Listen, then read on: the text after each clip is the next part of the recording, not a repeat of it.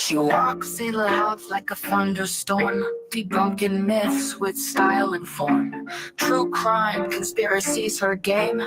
Melissa Jade, remember her name. She's loud, feisty, spilling tea, diving deep into mystery, breaking down your wildest claims. Melissa Jade, she's got no shame.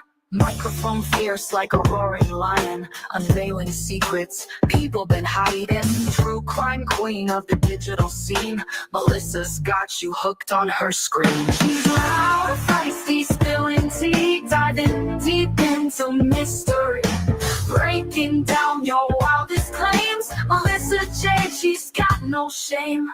Murders to cover-ups, nothing misses. Melissa's here to share her guesses. She's got theories big and bold, no stone unturned, no case cold. She's loud, feisty, spilling tea, diving deep into mystery, breaking down your wildest claims. Melissa Jade, she's got no shame.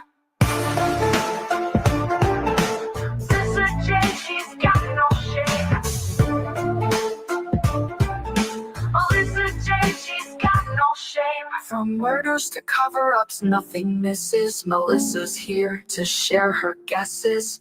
She's got theories big and bold, no stone unturned, no case cold. She's loud, feisty, spilling tea, diving deep into mystery, breaking down your wildest claims. Melissa Jade, she's got no shame. Melissa Jade, she's got no shame. Melissa Jade, she's got no shame. Melissa Jade, she's got no shame. Melissa Jade, she's got no shame. She's loud, feisty, spilling tea, diving deep into mystery, breaking down your wildest claims. Melissa Jade, she's got no shame.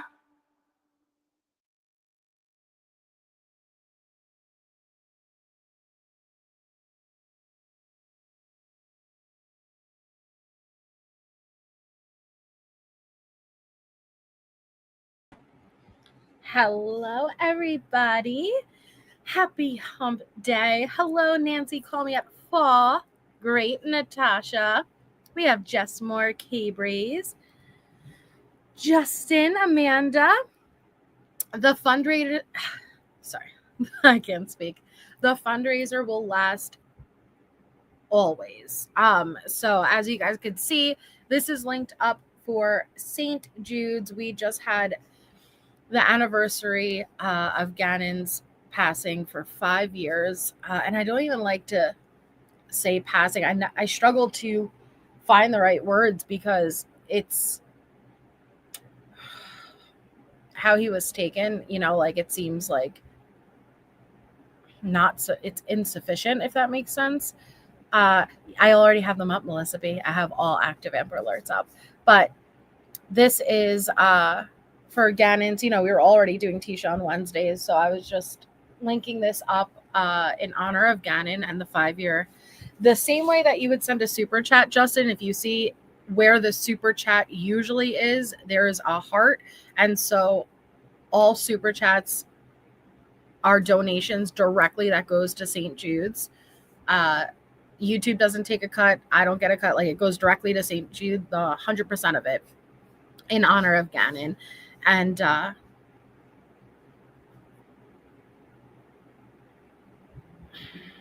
it's been 5. I just can't believe it's been 5 years, honestly.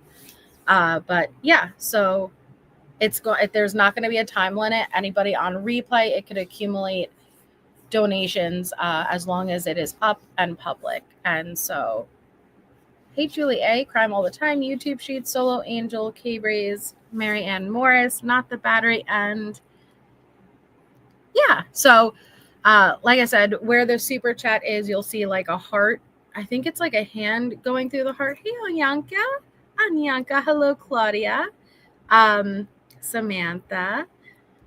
Where there's the super chat, instead there's like the heart. I think there's like a hand going through it. So any super chats are actually donations that go directly to St. Jode's. So we started. That's totally fine, JS. I don't expect anything, and it's just there for anyone who may want to. Yes, Tess. Hi, Tess. Hi, Antonina. Mallory. Oh, was there something already? I'm sorry.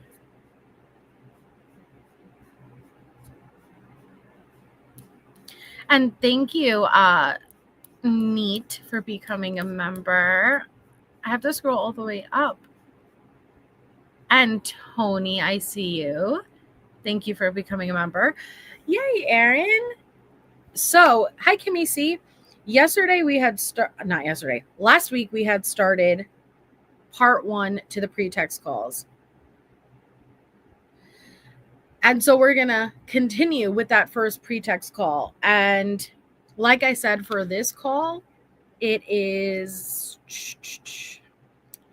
the least, and I'm trying to find the right word. It's as tame as it's going to be. Hey, Wolfie. It says, hi, Lady F&T. It's as tame as it's going to be. It's only going to go downhill from here. So we still have to finish that. But before we do, we have 3 active Amber Alerts. So I want to pull those up. Hi, Mallory. Hi, Vanessa, Cass. I have like a little bit here and there, Aaron, but not in depth. So our first active Amber Alert, yeah, it's the least unhinged. Thank you, Novasar. Hi, Valerie. And I can't see, so hold on 1 second. I can't even see that there were donations made, and I am so sorry because there's already been $135 donated, and that is absolutely amazing. So thank you, every single person. So I have to pull it up from my phone. Anonymous donated $20. Justin donated $5. Tess donated $10. Anonymous donated $20. Julie donated $20. Justin donated $5. Anyanka donated $50. Mallory Beavers $5. Thank you so much. That's so kind. I'm so sorry I can't see that on StreamYard's end, but that is very, very generous. Thank you all so much. And another anonymous just donated $50. You guys, thank you so much. That's absolutely amazing. So thank you to every single person. And thank you, Nova Star, for you guys. Thank you. That's really awesome. Hi, Borders Girl. Hi, 1234. You guys are just. First of all, I just missed like my Tisha group, even if there's more newbies in here, but I just missed you guys because everything's been so chaotic. But thank you so much. That's so kind. Hi, my fellow Melissa. It is an awesome organization. And thank you, Julie. Okay, so we have Serenity Turner Douglas. This is an active Amber Alert, guys. So she's been missing since today out of Missouri City, Texas. She is 15 years old, female, black, with black hair, brown eye color, 5 foot 2 inches tall, 160 pounds. Last seen wearing gray jacket, black pants, black shoes, and carrying a pink or rainbow backpack. So it says added the correct spelling of the child's last name, Serenity Turner Douglas. And so suspect is Megan LaCour, a 31-year-old female. So we even have a suspect listed here. Thank you, Tiny Dancer, Solo Angel Mom, MJ, Barbie Cop. Oh, Barbie, wow. Thank you all so much. Wow. You guys are incredible. So if you or anyone you know has information on their whereabouts, please contact 911 immediately or the Missouri City Police Department at 281-403-5832. Then we have a double Amber Alert because they go together. And this is for Alana Maldonado, missing since January 27th, which was Monday, from Hanford, California. 2 years old, female, Hispanic, brown hair, brown eyes. It says it was issued by the California Highway Patrol on behalf of the Kings County Sheriff's Office January 27th at 6 p.m., Aria and Alana Maldonado were abducted from Hanford, California. Aria Maldonado is a 3-year-old Hispanic female standing 3 feet tall, weighing 25 pounds with brown hair and brown eyes. Second victim, Alana Maldonado, is a 2-year-old Hispanic female standing 2 feet 5 inches tall, weighing 20 pounds with brown hair and brown eyes. The suspect, Jonathan Maldonado, is a 23-year-old Hispanic male standing 5 feet 9 inches tall, weighing 250 pounds with black hair and brown eyes. The suspect should be considered armed and dangerous. The suspect was last seen driving a gray Hyundai Elantra with California license plate number 8LZD084. If seen, call 911. And here is our associated child, Aria. This is the 3-year-old. And then here is Jonathan Maldonado, which I just kind of got like a little chill because he looks so familiar to me. And maybe it's just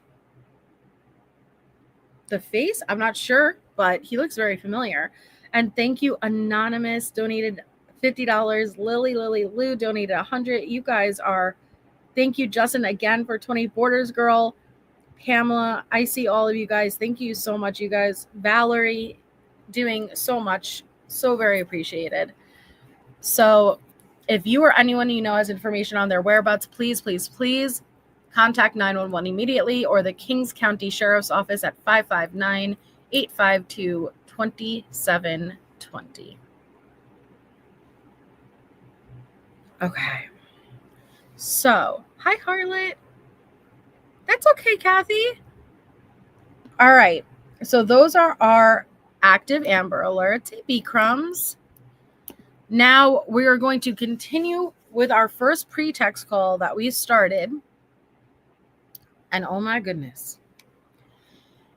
This is as tame as it's going to be, but it's going to start to pick up. And this, you have to remember, these are pretext calls. What are pretext calls? Pretext calls are calls that are being recorded with the authorities listening in. It's intentionally recorded.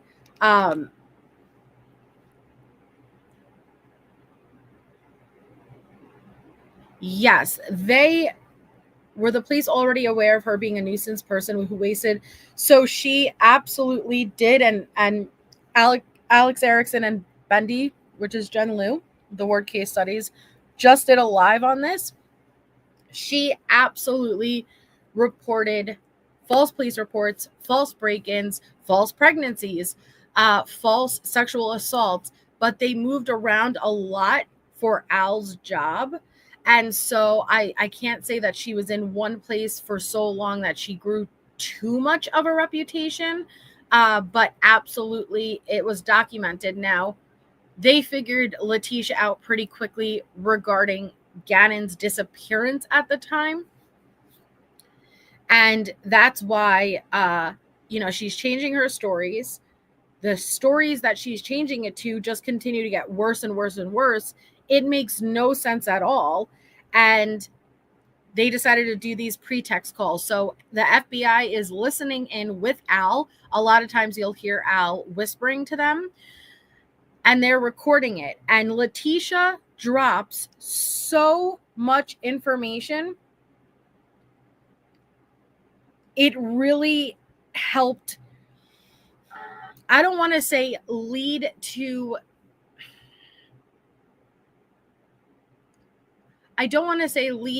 the recovery of Gannon, but it helped as far as conviction wise. She dropped so many little nuggets of truth unintentionally. That's why you really have to take the time to sit here and listen to all of it, because if you're familiar with the case, you're going to pick up on them. To this day, I've listened to these calls so many times, yet every time I listen to him, there's always something I could pick up, something I missed before, something else I put together. And it's very fascinating to listen to the mind of Letecia, because like I've said many times, she is one of the most horrific female killers I've ever covered in a very unique way. She is not insane. She is crazy as hell. But she's not insane. And I think Letecia Stauch is a killer and a product of today's society. And I think that the unique actions and behavior we see her display is a product of the world we're living in today. And when I say that, you can't blame it, versus I feel like she's very unique in the way she utilized social media and the way she utilized faking things. I think we're just going to see more of these types. I hope not, but I feel like we're going to see more of these types of killers as we move on. Kind of weird, the same way we see with Wade, right? It's this whole new era of this crazy behavior because of the internet. I know, Keith. I know. Oh, well, like I said, JS, we're going through it all. And so we're still on pretext call number 1. Don't worry. Like, there is so much. After we're getting done with the pretext calls, we're going, and Natasha's joining me. We're going to go through all of her social media posts. Then after that, we're going to go through all of the text messages that she sent to Al, the Google searches. There is so much to this and so much documented on social media. It's insane. But again, it's what she did before and after the crime that makes her, and I struggle to find the words, but it makes her unlike any other killer. Usually a killer hides in the bushes, hides in the shadows. Letecia openly taunts to this day. Hey, Allie. Hey, Renee. Openly taunts. No, she has not, honey.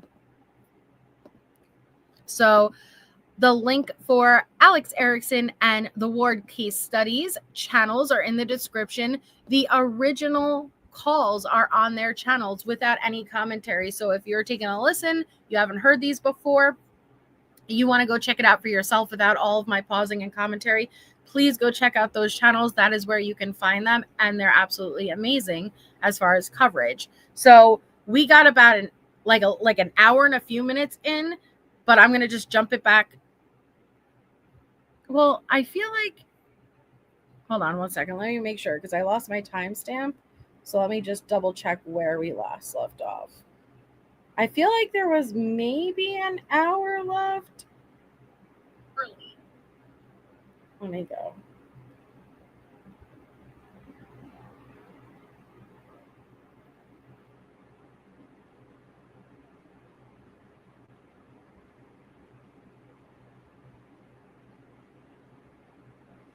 Am I on the wrong one? I might be on the wrong one.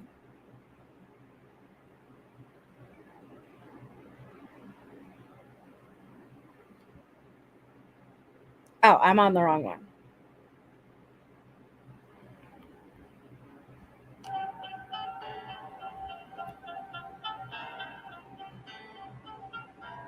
Am I on the wrong one? Yeah, I'm on the wrong. I got it. Sorry. Just kidding. Give me a minute.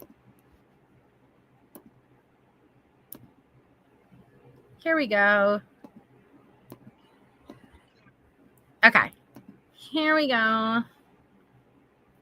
My background yeeted. Everything's falling apart tonight. That's okay, though. Hey, MK. Hey, Beach, please. Okay.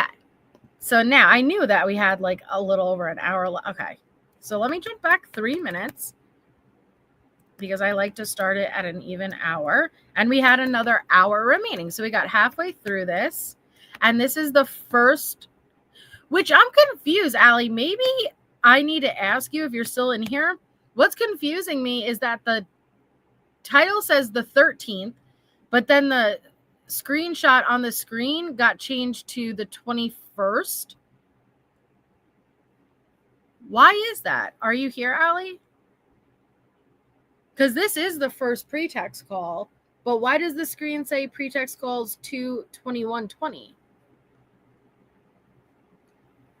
Oh, okay. Hey, Wendy.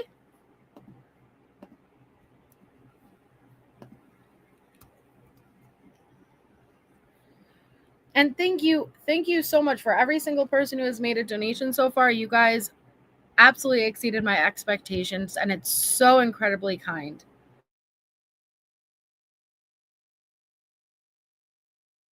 You guys, there's been $675 donated to St. Jude's, and I really don't know what to say. Thank you so much.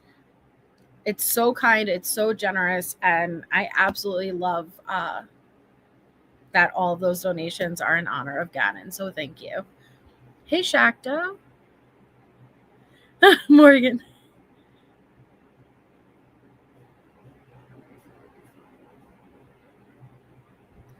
Pretty freaking awesome, right? And we're only 20 minutes in. That's so kind. Hiya, Bandy.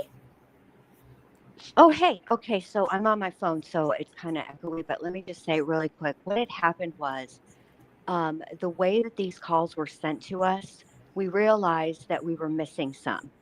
And Okay. so when we got them, they actually ended up being out of order. Yeah. But you're playing them in the correct order. It was a clerical error. Yeah. Not on our part. I gotcha. Because I'm like, I know that this is the first call just because I'm familiar with them. And it didn't happen until halfway through when Allie changed the overlay. And I'm like, why does that say the 21st? It's just a clerical error. That's one time we played batches of calls straight from the player, and I had the date as the year was 2024, and which obviously can't be. But clerical errors happen, so that's all it is. But that's why, babe. That's all it is. Thank you for clarifying. You're welcome. And it's lovely seeing you. It's good seeing you too. It's been forever. I teleported everybody over here. Thank and you. I hope everybody gives and is generous and donates to St. Jude's. It's a fantastic cause, and thank you for doing this. Thank you, Bundy. You're welcome. You're welcome. All right, I'll let you get back to it, babe. Thank you. You're welcome. All right, bye. Bye. And this is Bundy, guys. This is the Word Case Studies Jen Lou. Here is her channel, which again is in the link. These are both Alex Erickson's and Bendy's. You can find each one of the calls. I believe they're divided up. Half on Allie's, half on the Word Case Studies. And shout out to them for obtaining these and being very kind as far as allowing anybody to use them as long as credit is given. But thank you so much. So, okay, we're halfway through this. This is like I said, the most tame of the calls. This is the FBI. At this point, Al knows something is wrong. Letecia's story has changed. What she told him as far as where the vehicle was parked, why they needed a rental, he had a bad feeling in his stomach, went and took a look, and her car is not at Academy where she said she parked it. And the FBI is like, yeah, there's something wrong here. So let's try these pretext calls. So this call, the reason you're going to see Al not pushing back is because this is call number 1. He is being guided. He is keeping it together. He is giving her the slack and rope to hang herself. And they are desperately trying to recover Gannon, hopefully alive, but with that realistic expectations that may not be the case. And so also it's the day before Valentine's Day. So when we get to the second pretext call, let's not jump to let's not jump for judgment, because you're gonna hear Al call her baby at times. Say, I wish you were here too. This is a tactic he used to try to get information. So I don't want, when we get there, to be too judgmental, because this man did what he had to do to get the information from Letecia. But as we get past the 2 calls, you're going to hear a father desperate for information about his son. And Letecia is going to feed him story after story after story, each one getting worse and worse and worse. None of it makes sense. Every story leads to a bad ending for Gannon, and he's going to break. And I feel like, and I don't want to say break because I give him all the credit for the strength, but as far as like breaking down on these calls with desperation, and it's heartbreaking. But we're going to finish out part 1 of these pretext calls and let's get into it. And yes, Homer, I saw your question. Am I going to be able to donate? Yes, this fundraiser is going to stay up always. And so if you're on the replay, if a year from now you want to add a donation, it's going to be always up and running. I don't want to stop you. Just that kind of worries me. But go ahead. Whoops. You there?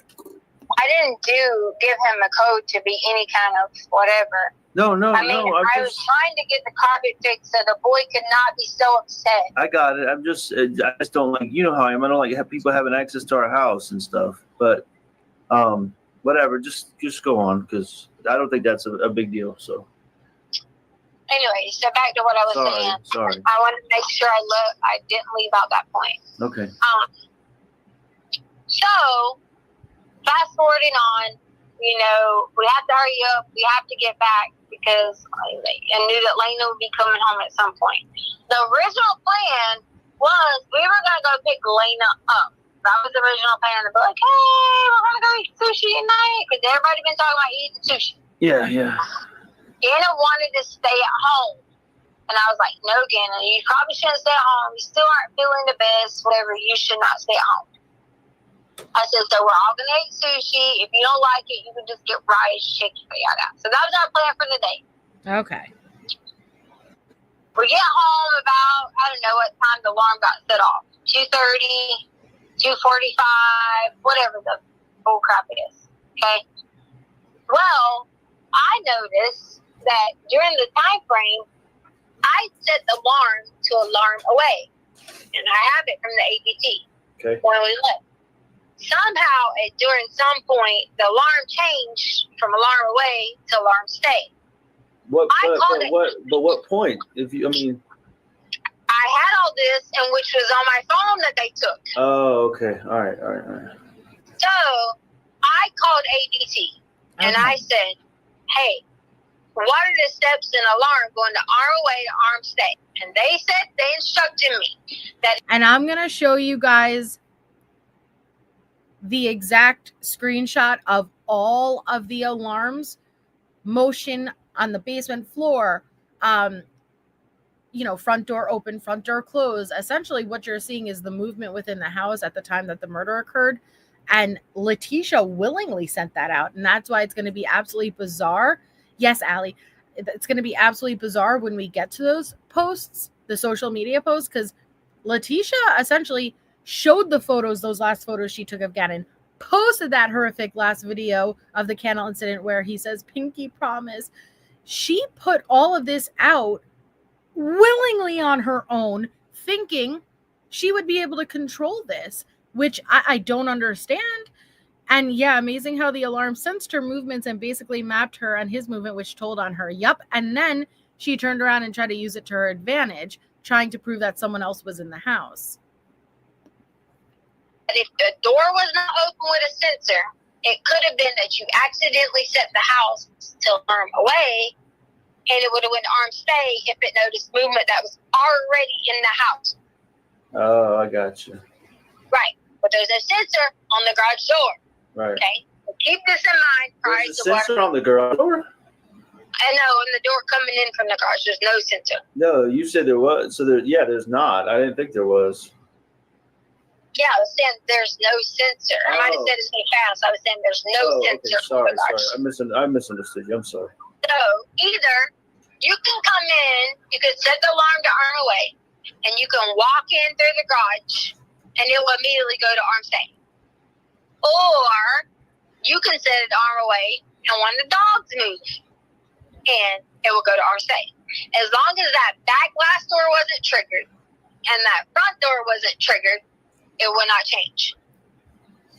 Okay. So keep that in mind, okay? So this whole thing about your neighbor, he got paid $5,000 to release this video. It's a proven fact, okay? It's already been looked at by tens of thousands of people, and it's been investigated that Gannon Stauch got out the other side of the vehicle.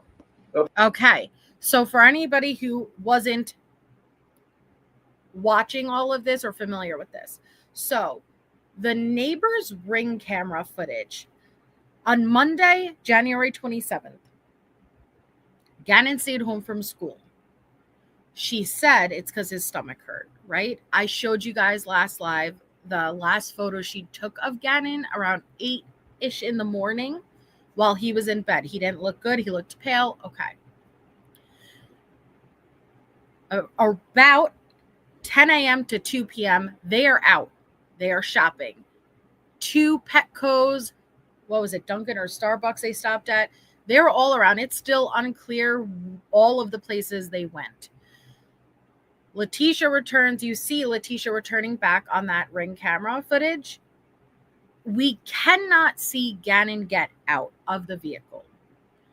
But we now know through shadows and this and that, Gannon and other things, Gannon actually did. You just can't see him physically behind on the other side of the Tiguan. Letecia went from, it was the one thing she was telling the truth about in the beginning. That's absolutely amazing. And oh my God, plain over $825 so far, guys. You guys, thank you. It's amazing. It was the one thing I believe Letecia was being honest about from the beginning. Nobody believed her. Everyone speculated Gannon never returned home. And you could tell the difference in how she would get defensive about that because she was being honest about that. But then after time went on, she realized, you know what? It actually would work better to my narrative if he didn't return home. So then she changed her story up and said it didn't. And even in her interrogation, when she was arrested, she said to Grusing, if you believe Gannon got out the other side of that vehicle, then there's nothing for us to talk about. So he did. The murder occurred right after that, directly after that, once they got back home. But at this point, she's still on the narrative that he got out the other side. She was being honest about this at first. Okay. All right. Shadows, lumens, infrared, whatever you call it. Gannon got out the other side of the vehicle. Okay. So okay. All right. So he's Go ahead, ask the he's home with you now, is what you're saying. Right. At this point in the timeline. Yeah. So it's like maybe 2:45 or 2:30. I'm not sure exactly, but in that time frame before Lena got home, I'm getting out, going in the house, whatever. Gannon goes in, and Gannon goes straight to his room. I go upstairs because I was like, that part's most likely true because the murder happened in his room, and that's what the movement shows. It appears he went directly straight down into his room, and she followed him. Straight to his room. I go upstairs because I was like, had wanted to try to get on that Peloton the other night. Didn't get a chance to. Put my headphones on. Yada, yada, yada. So I'm in there. Gannon had asked me, that you said that he could go with a friend. You then text me, I don't know exactly what time, but at some point in time, you had told me, don't let Gannon go with a friend or something. Yeah, right. Gannon came back and said that you said he could go with a friend and come back later tonight. Again, I said, your daddy said you can play with your friends in the neighborhood, but you cannot go with some friend in some car or whatever it may be. Put my headphones back on. That was where this gets where I have completely parts of the information and not parts of the information. I hear another loud noise downstairs. Not even about, 10, 15 minutes later, maybe 20 minutes. Yes. But I thought you said you were doing the Peloton. Yeah. No, I said I did wanting to go back and get on the Peloton because I didn't get to. Oh, okay. The other night, so I had. This is a tactic of a liar. So this is technically her third version of stories, but second to Al. First, Gannon went out to play with a friend, never came home. 2, she then, during her Bethel interview, changed the story to, I went and I hired someone to come and fix the carpet, gave him the login code to the garage. He was there when we got home, attacked, sexually assaulted me, and took Gannon. This is now the third version, which isn't going to vary too much from that second version, but it's going to be Al's second version because he wasn't there during that Bethel interview. But a tactic of a liar is overcompensation. We started this last week, and she is still leading up to the day of the murder, okay? So she took all the way from Saturday to Sunday, and here is she is giving an abundant amount of detail, unnecessary detail, right?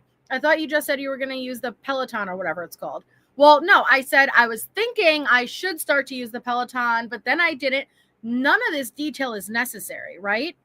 None of it. It's right. It's useless info, but it's a tactic of a liar. I'm going to overload you with a bunch of irrelevant information for you to be confused. You don't even really know, and you're focusing on everything but the basic black and white facts. Wanting to go back and get on the Peloton because I didn't get to. Oh, okay. The other night, so I had my headphones on and I was kind of like trying to get in the pre-workout mode or whatever you want to call it, because my goal had been trying to get on the Peloton every day. Yeah, right. So then I heard another noise again, and I was like, I pulled them off my ears. I know they're noise counseling, but I also am not stupid. I don't wear them all the way on my ears because they freaking hurt. And I was like, Gannon, didn't hear anything. I just thought he's down there bumping and wobbling and, you know, doing his thing, whatever it may be. Still sitting there, just chilling, doing whatever. Heard another loud noise. I thought, okay, this is it. Like, I thought he was stomping around, you know, doing crazy things, whatever. He's supposed to be going to go play with a... Oh, you know what? And I'm so sorry.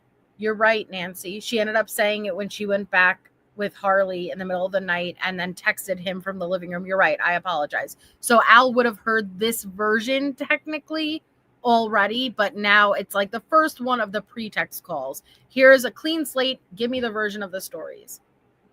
The story. Hi, Leslie. Friend.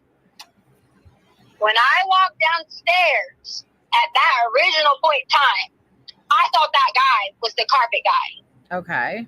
Similarities. I didn't really remember exactly what he looked like, but I remember some of the details. Now, fast forward, you'll hear me say night after night after night after night, I dreamed of different things that have added detail to this. Oh. I thought it was the carpet guy. Okay, see. There was carpet everywhere. She dreamed different things night after night after night after night that added to what she remembered. Gotcha. So I know I didn't tell you all this detail before, but since I have gone into REM sleep, rapid eye movement, I don't know if you know about that because there's sleep studies that say this and this and this. But that is when I realized all of this detail. So I relied heavily on these dreams to add this additional information. Okay. Detail to this. I thought it was the carpet guy because there was carpet everywhere, boxes, you name it. That was the loud noises that I heard. Next thing I know, I'm out, blacked out. And which I told you this. Yeah. So what? No. But what I'm concerned about with that is, did he take all those boxes and carpet with him when he left? The carpet was already in the house. Oh, but what about all? I just don't remember seeing any of that stuff when we got there. Did you clean? Is that part of what you cleaned up or whatever? No, the carpet was. I saw it there when the police watched me take my stuff out. Okay, but you also mentioned he had a bunch of boxes and stuff. But I mean, it's not a big deal. I was just wondering. I said there was boxes like laid out everywhere. Right. Like I told the detectives, I thought we were getting robbed. Okay, I got you. I thought that was the whole point of boxes was to get robbed. Okay, all right. On Gannon's table, which I'm sure there had to been if it was swiped correctly, I hit my head on the back of Gannon's table. Like hard. Okay. On the back of Gannon's table. What table? The one I made him? Yes. Like the back of it up against the wall? No, as in the back of my head, and there was the table right there. Oh, okay. I thought you said the back of the table. I'm sorry. No, the back of my head on his table. Okay. So from there, a lot of it was a blur because I hit my head. I got you. I just remember certain pieces here and there. I remember Gannon running and like jumping on the guy who I thought at the time was the carpet guy, and I thought we were about to get robbed. I just remember bits and pieces like that, trying to push him off, and all I remember now that I sit back and remember, like, play it in my head again, play it in my head again, play it in my head again. It was a very calm conversation with Gannon and this person. I just remember him asking questions, the same questions he asked me, they were talking about. And I don't, who do you have me on speakerphone with? Because I know you do.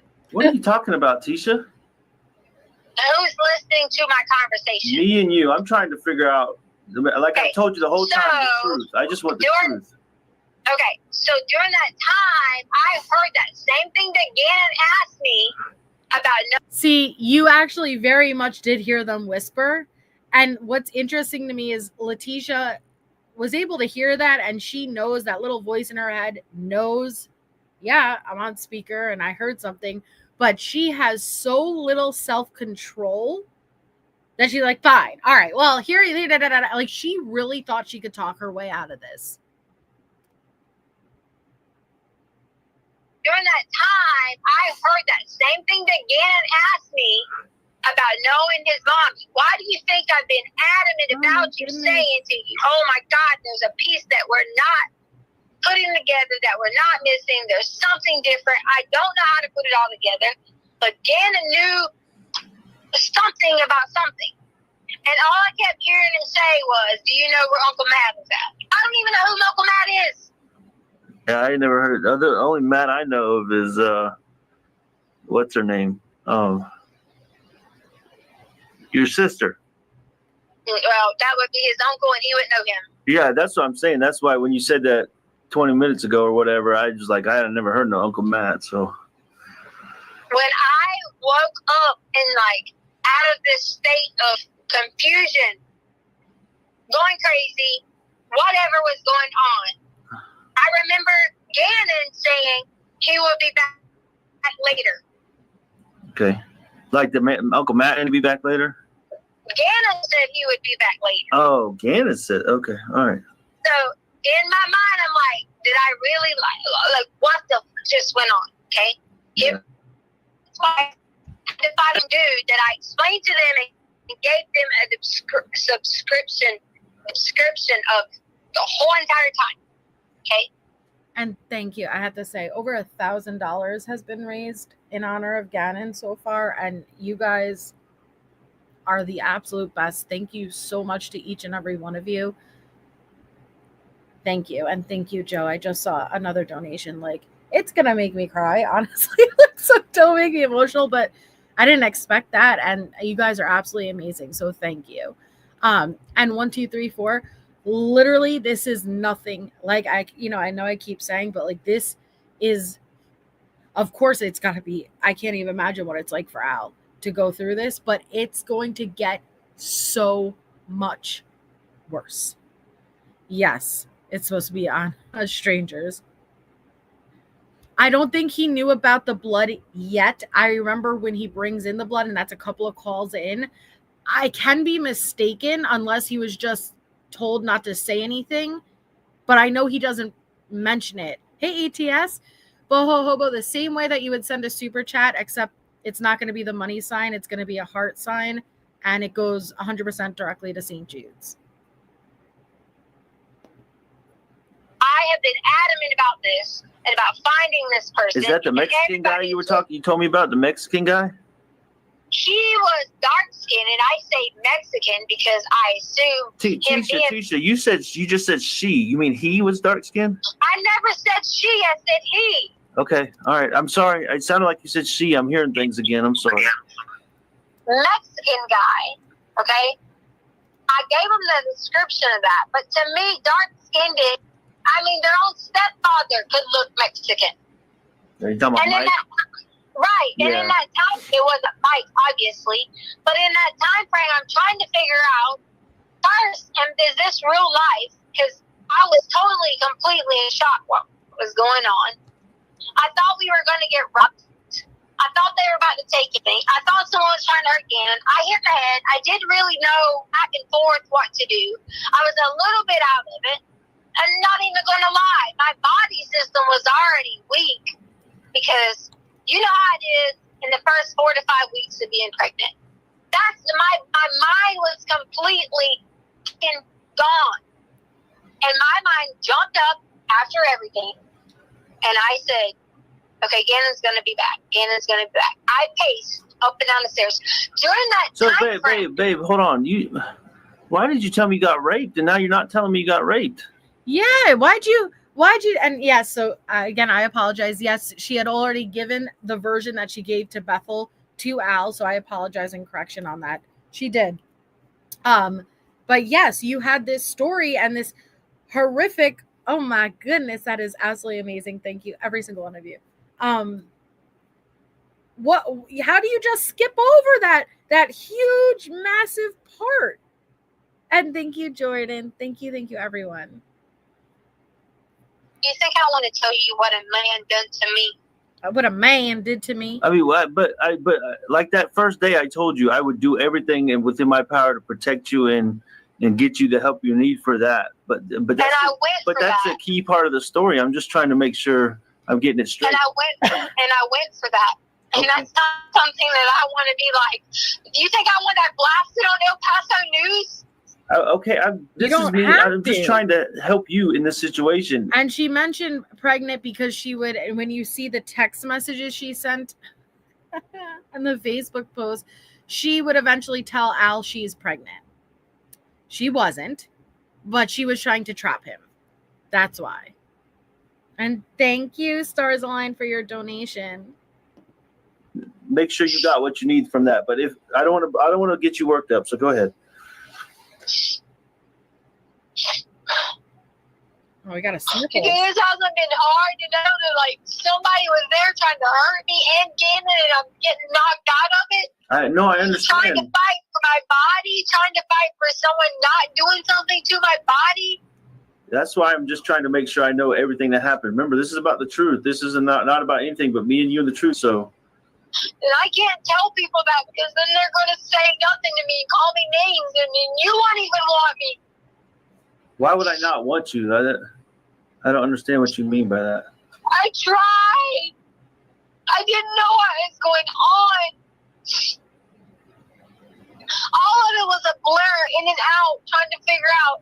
I got up at one point and ran to the door and sent Lena away. Sure, anybody in a logical state of mind could have said, why didn't you give Lena a note to run to the neighbors? He knew everything. He knew everything about us. He knew our names. He knew where we worked. He knew where Harley worked. He knew what we drove. So back up a second, too. So just because I want to know. So this man knew everything about? I tried. This man knew everything. They knew where you worked, but you didn't really work, did you, Tisha? Aren't you supposed to be serving drinks on a flight right about now? Okay. Yeah, everything. He knew everything. Poor me. I was scared. What about Gannon?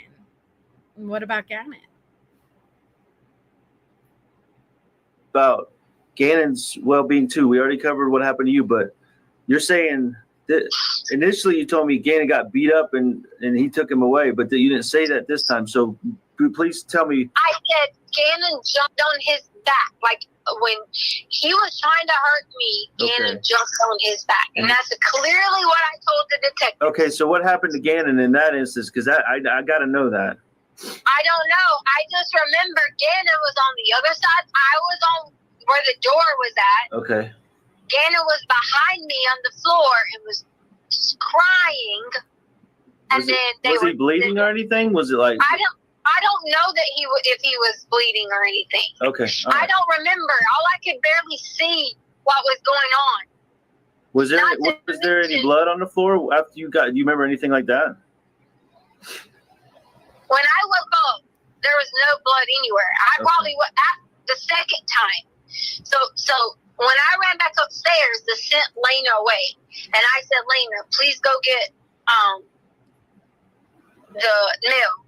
Harley pulls. No, she said, you can't come in, go ride a bike, because she literally, moments before Lena ride home from school, just got done with the murder. And this is when she now needed to clean and hide his body. JS, Al is aware the likelihood that his son is still alive is small. The FBI is in the room with him right now. They would have set his expectations to be realistic because they're not going to sugarcoat it. It doesn't help anyone. They knew that this was most likely a recovery versus a rescue type of situation. But I can imagine as a parent, you hold out any hope. Any hope. Nothing, Nav. Nothing.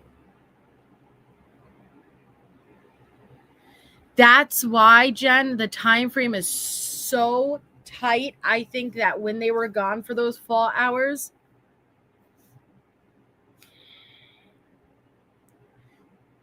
I don't think she thought ahead of what she was going to do.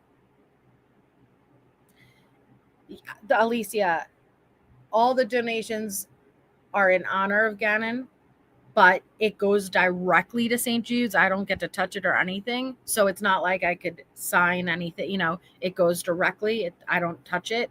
But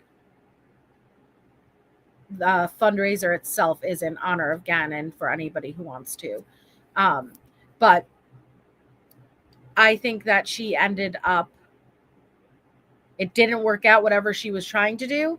And so she went back home and very quickly, what was it, 40 minutes before Lena got home from school, committed this murder. St. Jude is amazing. And thank you, Anonymous, for the donation. Look, I says, Harley, please take Lena to Dollar Tree. And they're like, okay. And I said, Marlene. please take them now and get these items. Thank you, Marlene. Exactly So what I did. Did Harley notice that you were distraught or anything? Harley was, she was just looking at me like, what in the world? I said, please just go get the items. And Harley was like, what are they? I was like, carpet spray for the dog smell and the carpet powder for the dog smell. And Lena and Harley left. Okay. All right. Because I didn't want Lena and Harley to come in. And there you got two more people involved in this. He's downstairs with Gannon. I don't know what in the hell is going on. I'm freaked out like if I'm in some Lifetime movie, and no matter who I called or said anything to, they're going to do me just like they're doing me now. Poor Tisha. Came back downstairs. Tried to plead with him about what was exactly going on. He had Gannon wrapped in his arm, like his arm around him, and was saying, Tisha, hold on just a second. I'm trying to understand. So his grandma slept in the bed, but they didn't know about that blood until, they came back. And then they pulled it back and they started seeing little, like on the light switch, on the outlet. And that's when they pulled it back, the carpet and the dinner plate size blood stain to the concrete. Oh my goodness. So you're downstairs and all this is going on and the guy is downstairs and you send Lena away. You come upstairs and send Lena away while the guy's still downstairs? right, or did you want Lena to come in and be there? No, I'm just trying, babe, I'm just trying to understand everything because some of this is new information for me that you didn't tell me initially. So I'm just trying to Because you wouldn't let me. You wouldn't let me sit there and talk to you. Okay. You treated me like a criminal. Okay, I'm just trying to understand it. So I'm just trying to sort through all of it. So keep going. Thank you for clarifying, though.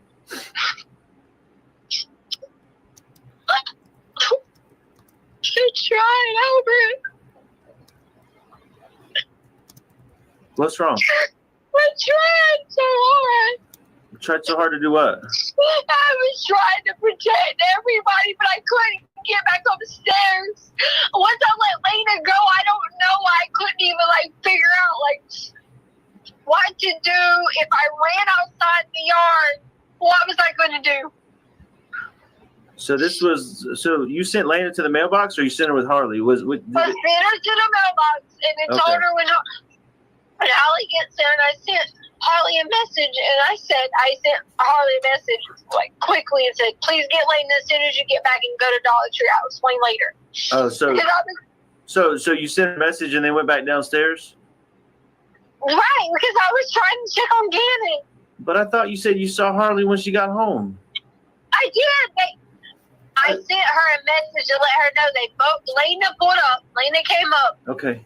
I sent Lena to the mailbox. Harley pulled right up. Look No. at the camera. Since your neighbor has every fucking camera footage.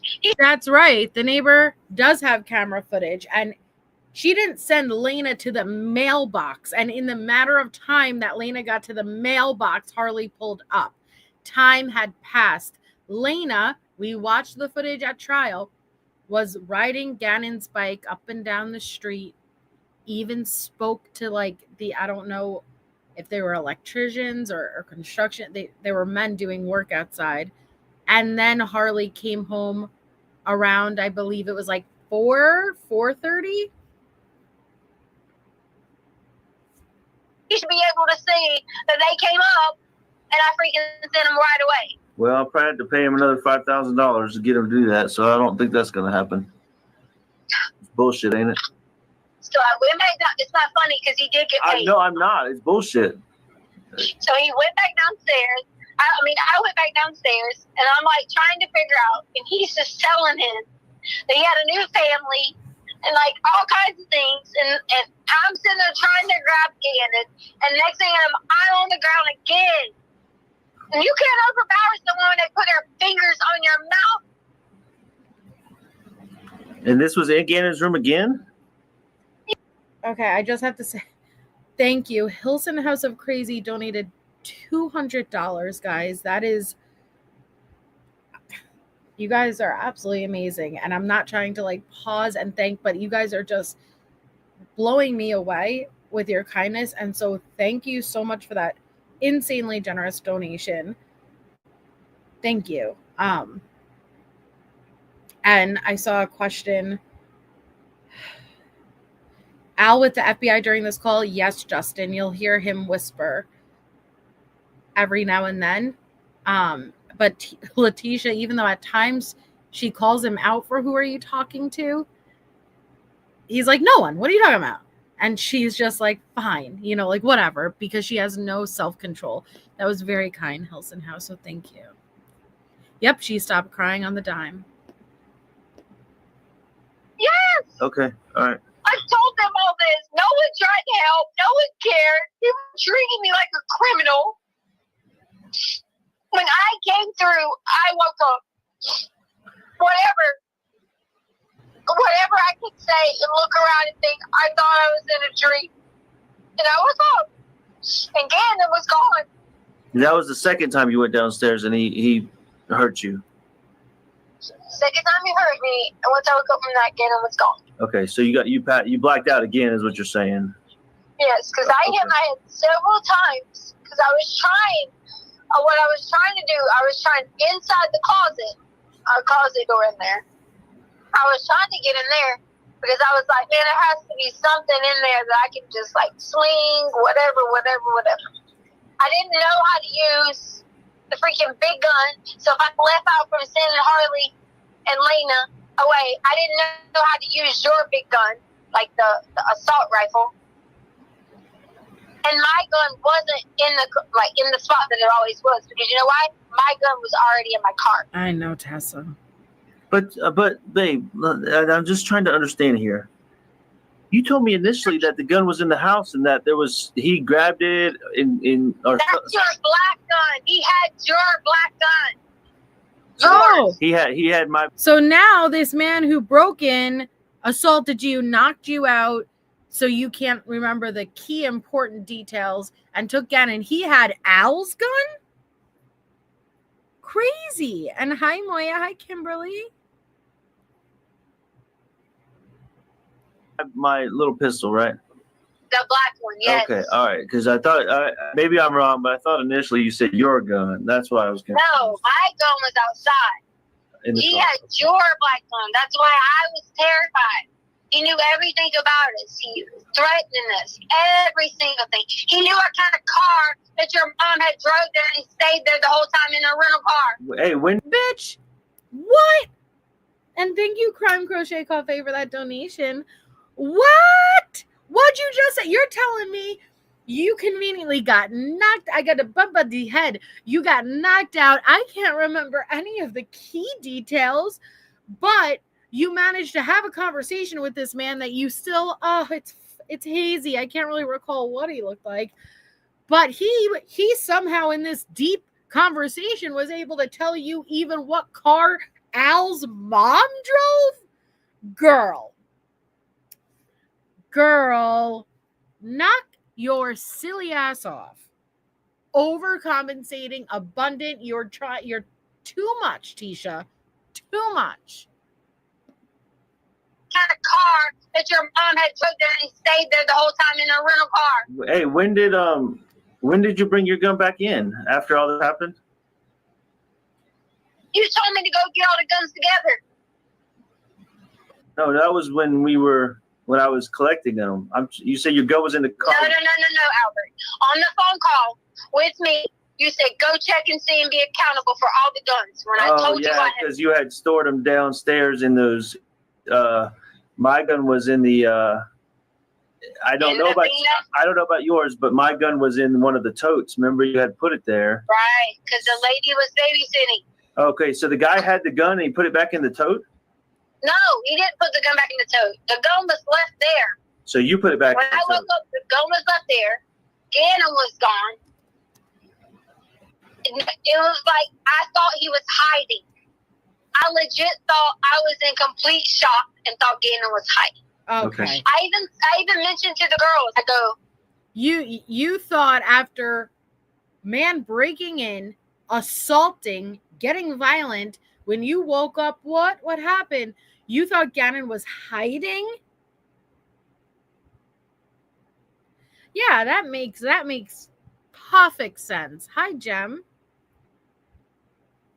because I was shocked, culture shock, thinking, what the fuck happened? Oh my God, like, I don't know how I'm going to handle this. I didn't get the time to even go through any of the emotions of it all to think what happened, because all I could immediately do was go into like the defense mode of being like, oh my God, okay, get the girls out of here. Okay, Gannon's going to be back by the time he's supposed to be back. Because in the end, when Gannon was leaving, I remember him asking him, was he going to take him to Uncle Matt's house? Uncle Matt? I remember that being blacked out. So Gannon freely went with him. I don't know Uncle Matt. I'm not fucking crazy.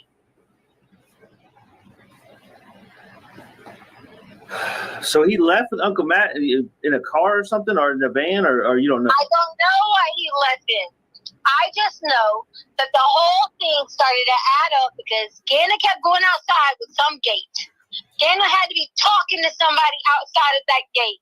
I begged the fucking El Paso County police officers to find anything on that side of the house where Gannon might have went out at night talking to whoever it was. Any cars that was parked on that side of the house. Nobody helps me.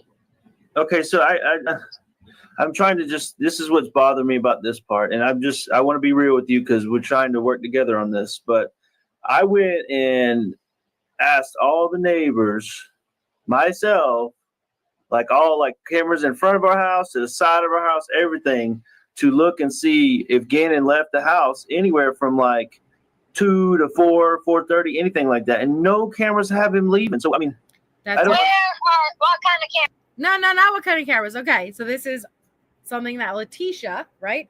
Nothing caught Gannon. You're trying to say that not only did Gannon leave, but a man, this mysterious man, took him.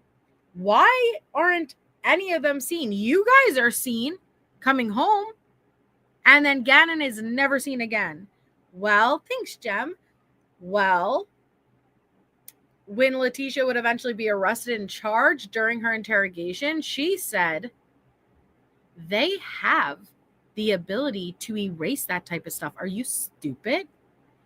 Wow, you don't realize how high up this is. You don't real. Wow. If you don't realize that they can literally remove from all of these footages what they want to remove, wow, I don't know what to tell you. Wow. Well,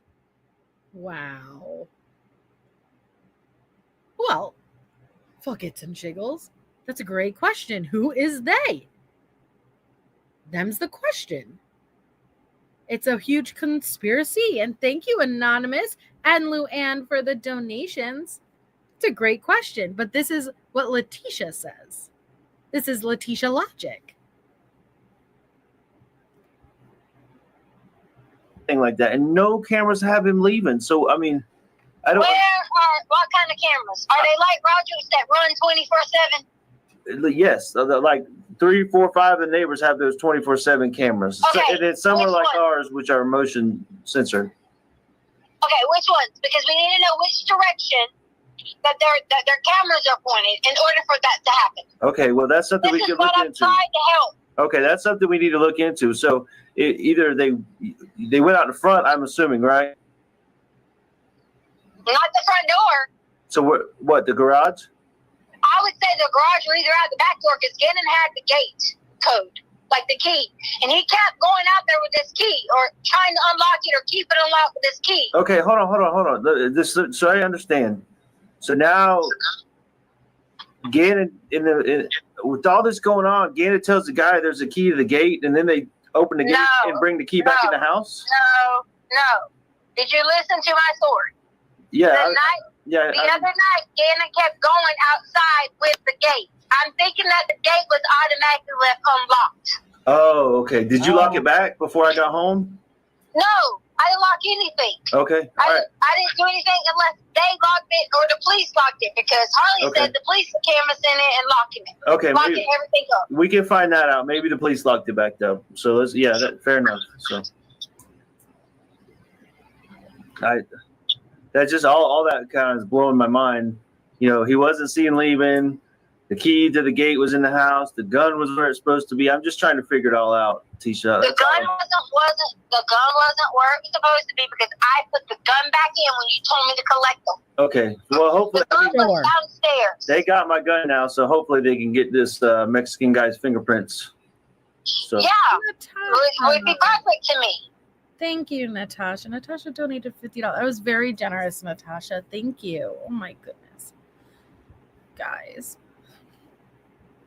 I've said this nothing but from day one. I know, and that's what I'm trying to get. So get all them this information. You know, I think the FBI is in on it now. So we're trying to get them all this information. Look for a fingerprint on the gun. You know, maybe they haven't looked there. Look for a fingerprint on the lock of the gate. You know, stuff like that as little things that they may have missed, you know, during this process. But why? Why would they not have done that? And maybe I'm just upset by this because I feel like they barked up the wrong tree for 2 fucking weeks, Albert. I'm really upset about this because they barked up the wrong tree, Albert. On the wrong tree. They need to look elsewhere. Don't look at the evidence. They need to look elsewhere. Hi, Reinventing Dolly. Okay, thank you, Natasha. No, you guys are absolutely amazing. I was gonna set the goal, I was gonna set the goal at $100, but then you have the option just to leave it up indefinitely to accumulate, you know, forever. But I never would have expected this, and so that's so generous and so kind of each of you. So thank you.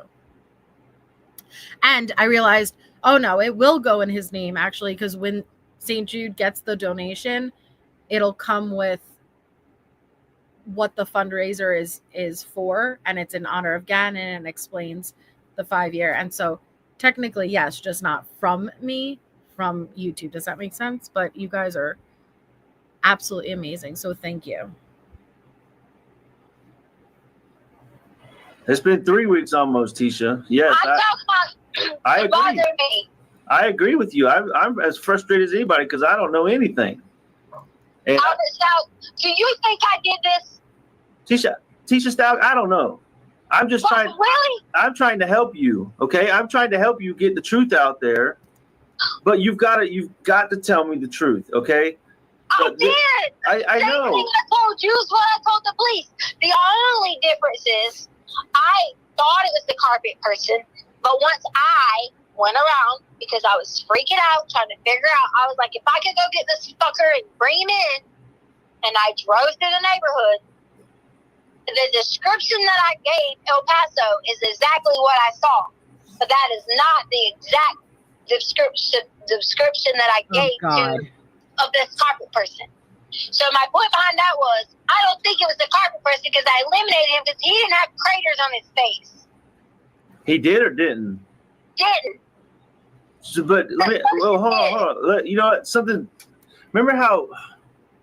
Oh my goodness! Thinking back to this, that trip you made for the bike, you never found the guy, right? The Craigslist no, because guy? it started looking creepy. Yeah, that's what I'm saying. You don't think that this Craigslist guy had anything to do with you? I mean, not you, but you know what I mean. Oh, I'm freaking out. Sorry. And you don't think that Craigslist guy followed you or just found you? Maybe you told him, "Hey, I'm driving my husband's red Frontier, and I'll meet you there," or something like that. I mean, I don't know. I'm just trying to think of anything. Okay, so let's say it's him. What I don't like is that people are sitting here saying, well, there's nothing that shows you guys leaving. If there's it's nothing at this point in time. It's starting to get dark. Because in case you didn't know, in Colorado, it's getting dark around that time. Okay?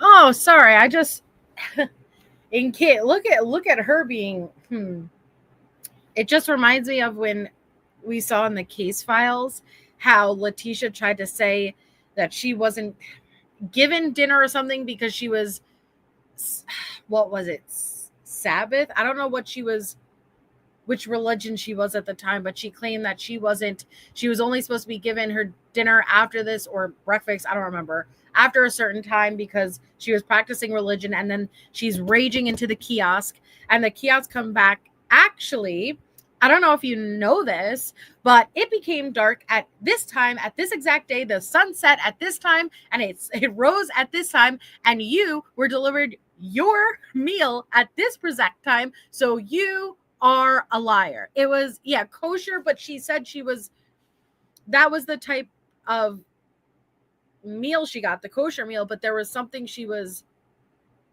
like she couldn't eat between this sundown and sunrise, something. I don't want to say misstate it because I don't remember what it was, but the kiosk came back and put her in her place.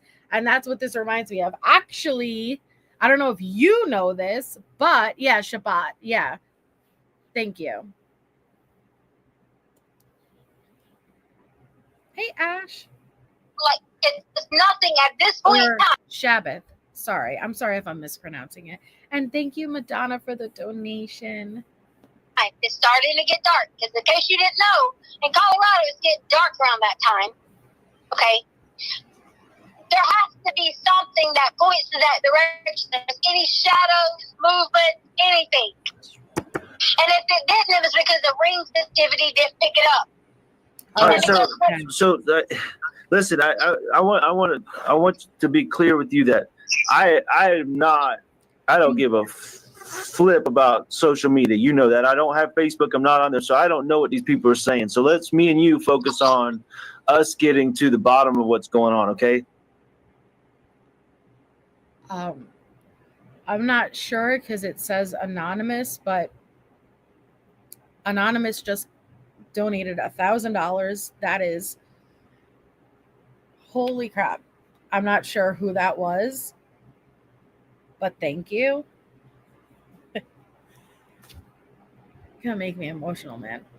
Thank you. That's incredibly kind. And I couldn't thank you, whoever that was. Let's try to block out that other stuff so we can get the truth here. Man, this Craigslist thing is really driving me nuts now. Do you think that when did you go? What was the time frame you went there again? You went to Dunkin' Donuts, right? Because they have whatever time they have me on footage. The first time at Petco. Oh, at Petco. So after that is when you left. Because I went back to Petco to get more clothes. Okay, so you went. So then when did you go back to Petco after the Craigslist trip? Yeah. Oh. And you said the guy was already in the house before you got there, you think? When I got there, the guy was most definitely in the house, or had already been in the house waiting, or whatever it may be, which is why I thought it was the carpet guy, because that was the person that I gave the garage Yeah, code you gave the garage code to him. Right. Yeah, right. But then the more I laid, and the more I slept, and the more I kept worrying about it, and thinking about it, and yada, yada, yada. Deanna kept having his room door locked. I was even so terrified to think that this person even spent the night in our home. Oh, you think he was there the whole time? I don't know. Do you know how worried I've been about this? I know, that's freaking me out because remember those other stories you were talking about people coming in the back door and stuff while they thought people were away? I've been going through all that in my head too. Albert, I've done nothing but I have this book right here. You can hear it. It's like of all anything and everything that I thought of that might have been out of order. So maybe you think I don't want my life back? You think I don't want my family back? I know. And I'm sorry, my commentary isn't on point right now, but I'm just so freaking blown away at the generosity, and so I'm sorry about that. But you see how Tisha is. You think I don't want my life back? You don't think I don't want my family back? She is flipping the script. This father is trying desperately to figure out where his son is. And all he's getting is lie after lie after lie after lie after lie. And all he knows is that his son's bedroom is filled with blood. This is his wife. He shared his bed with her, you know? You trusted your children with her. And here she is. You don't think I want my life back? She's the victim. She is the biggest victim in Gannon's murder, in her eyes. Just like that Spencer Wilson interview I showed you guys last week. I can't wait. If you could say something to Gannon, what would you say? I can't wait for you to come home so everyone could give me a sincere apology. Right? They were playing softball together. He was married to Gannon's mom. Tisha was friends with Landon, and then they got together. But to be fair, I think she hit her crazy probably well at first, and then it unraveled, and you do become desensitized. And this is another reason why I like to cover this case, because I think people need to be aware of red flags and not becoming too desensitized to them. Because, and I use this example a lot, but I'll repeat it. If you're around maybe someone, maybe a significant other, or you had an ex, and the first time you tried to break up or something, they threatened self-harm, and you flipped out. You flip out and you panic, and you're there for them, and you kind of get back together because it got serious real quick. And thank you so much, Alana and 7 Lilies, for the donations. Then they threaten it a second time. And it's still, you still jump to it, and it's really dark and heavy.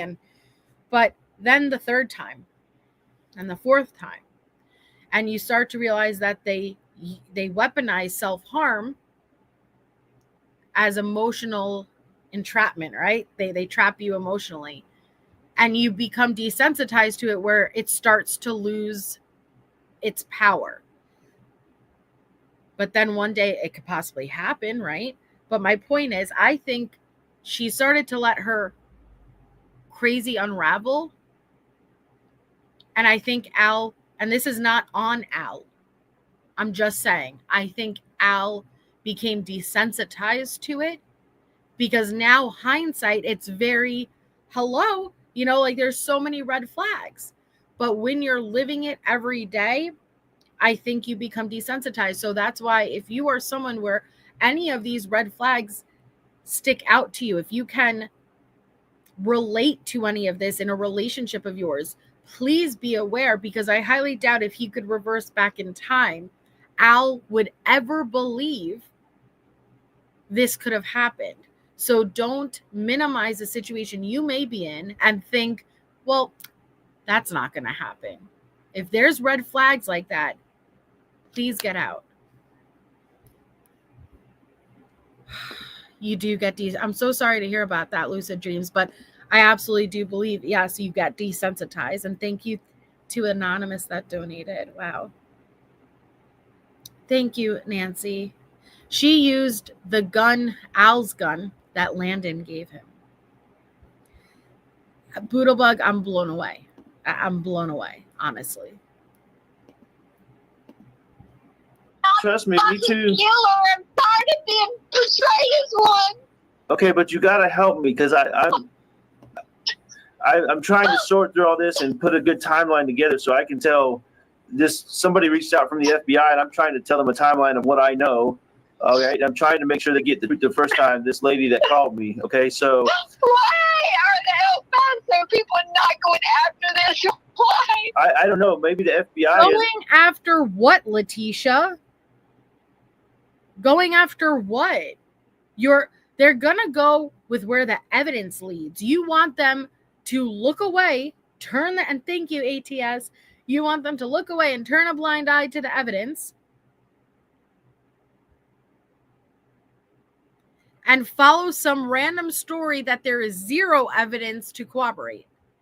At this point, Kay Joyce, she is back in Myrtle Beach, but she doesn't know that they know she is. She had, what day was it? Less than 2 weeks before this call, she had already ditched Gannon's body in Florida over the overpass where he would ultimately be found in March. Yes, Startervillian. Yes.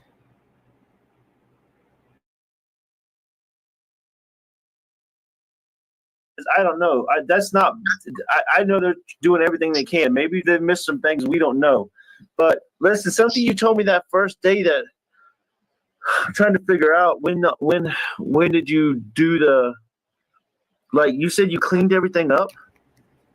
Cleaned everything up? Yeah, from Gannon's room or wherever you got, somebody's bad things to you or whatever. I was just talking about like the clothes I had on and like shoes and stuff.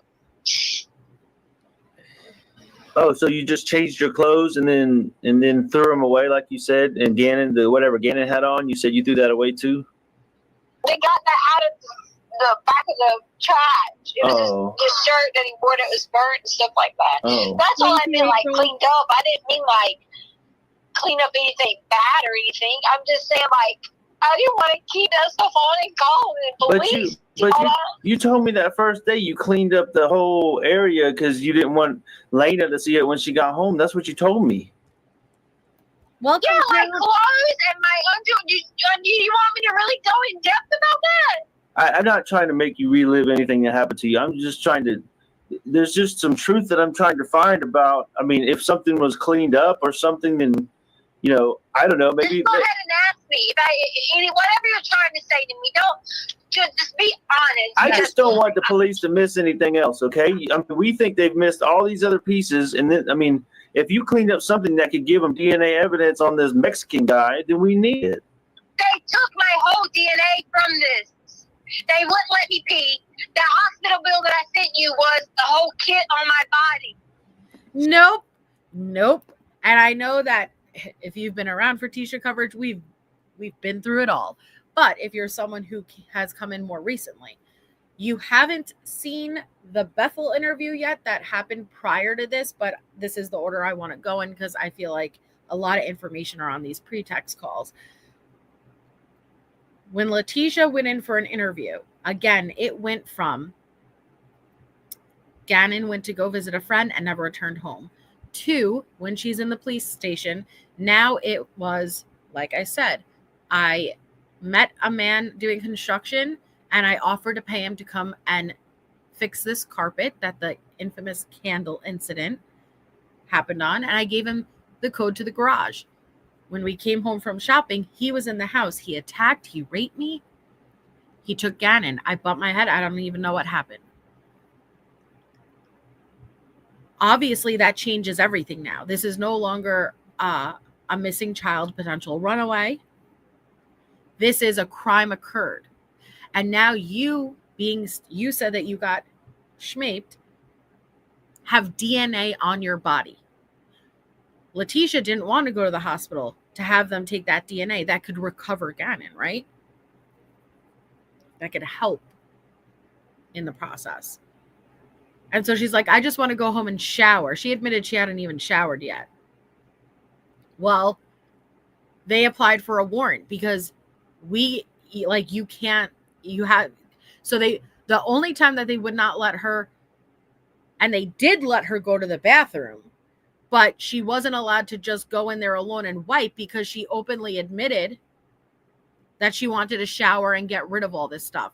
So they were concerned because that's potential DNA. Now, she didn't have any DNA like that because she was the killer.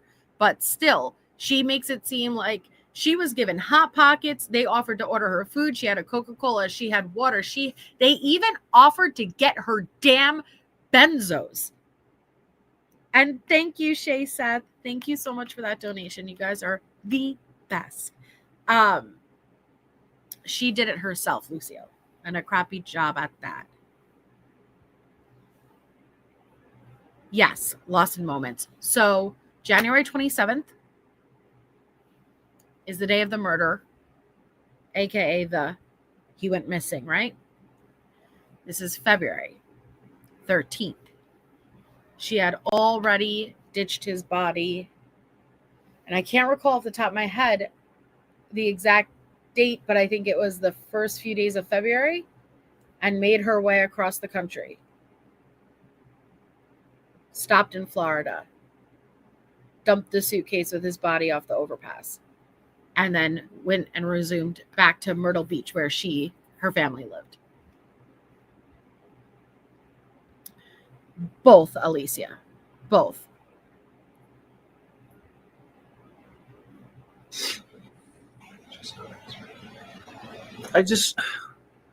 But tell me, why did you tell me? I just don't understand why you told me you cleaned up an area and then now you're telling me you just changed your clothes. That's No, when you're talking about cleaning up the area, I'm talking about from Gannon. Like, Gannon had, from his burn marks, there was blood on the wall and on the light switch. So see, she has these pretext calls were so important. She is, okay, so when it comes time for a conviction, you have to remember, they arrested and charged her before they found Gannon. They found Gannon about 2 weeks after by divine intervention. But it's things like this on these pretext calls that are massive and would be massive during her trial. You are now openly admitting to blood being on the walls. You are admitting to blood being on the light switch. We know, right, that when they went in and they did the Blue Star, the room was horrendous. But she's trying to get ahead and give a reason of why blood. And she said she went in there and he had picked his burns throughout the night and he wiped his hand on the wall. Except, remember those pesky 8 a.m. pictures, those last photos she took of Gannon? And he's asleep in the bed. You could see the wall. There's no blood. Not that we believe that story anyway, but she debunks her own lies. Oh, absolutely. Dream's Journey. So they didn't track her. They were not actively tracking her. There were a few balls dropped but it wasn't for lack of effort. They had so many. It's frustrating. It is frustrating, but they had so many agencies involved, and they really did work very hard to bring Gannon home and justice for Gannon. But yes, they dropped the ball a couple of times. One.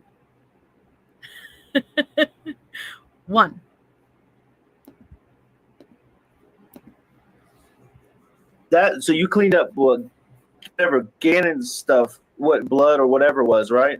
That was prior. Oh, where was that at? In his room when he woke up Monday morning. But like where? But Sorry, I just want to answer this question too. She didn't. So it actually wasn't unusual for Tisha to pack up Harley and say, we're leaving, we're moving, we're doing this. This time it was a bit unusual given that Gannon now was missing. But they packed up all their stuff, and Letecia, we listened to Harley on the stand. Leticia's like, where do you want to live? Where do you want to move? And so they made stops. They stayed in Texas. They stopped and they stayed in Florida along the way to Myrtle Beach. And so they were staying at a hotel. Letecia left it. Gannon's body was in the back decomposing. Not to be graphic, but let's be realistic here. Driving with her child across state. Tisha snuck out in the middle of the night of the hotel room. MK and Justin. Oh, we hit. I'm not gonna cry. You're gonna cry. Like, thank you. I'm not crying, okay? But thank you. That's really thanks. Don't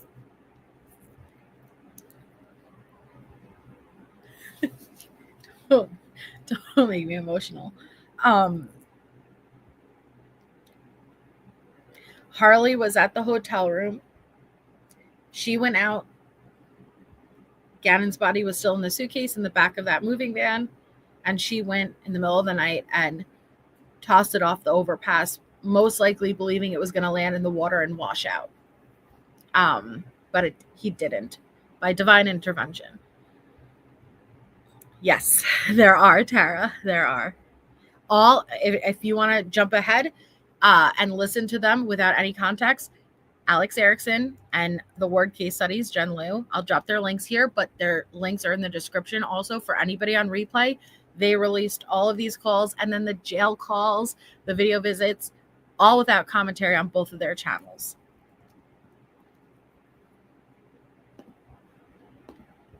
Where in his room? You did say the wall because he was wiping his fingers on the wall or something.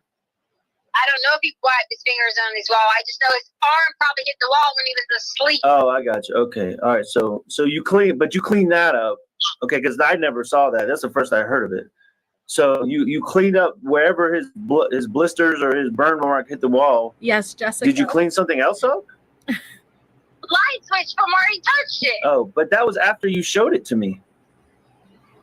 Yes. Yeah, you showed it to me and Lena, and then told me that he was picking his fingernails so bad that he bled so bad. Remember? Yes, he did pick his fingernails. Oh, okay. So he picked his fingernails, and I'm just trying to clarify. Picked his fingernails and his blister or his burn mark or whatever. What do you mean? Gannon picks everything that's open.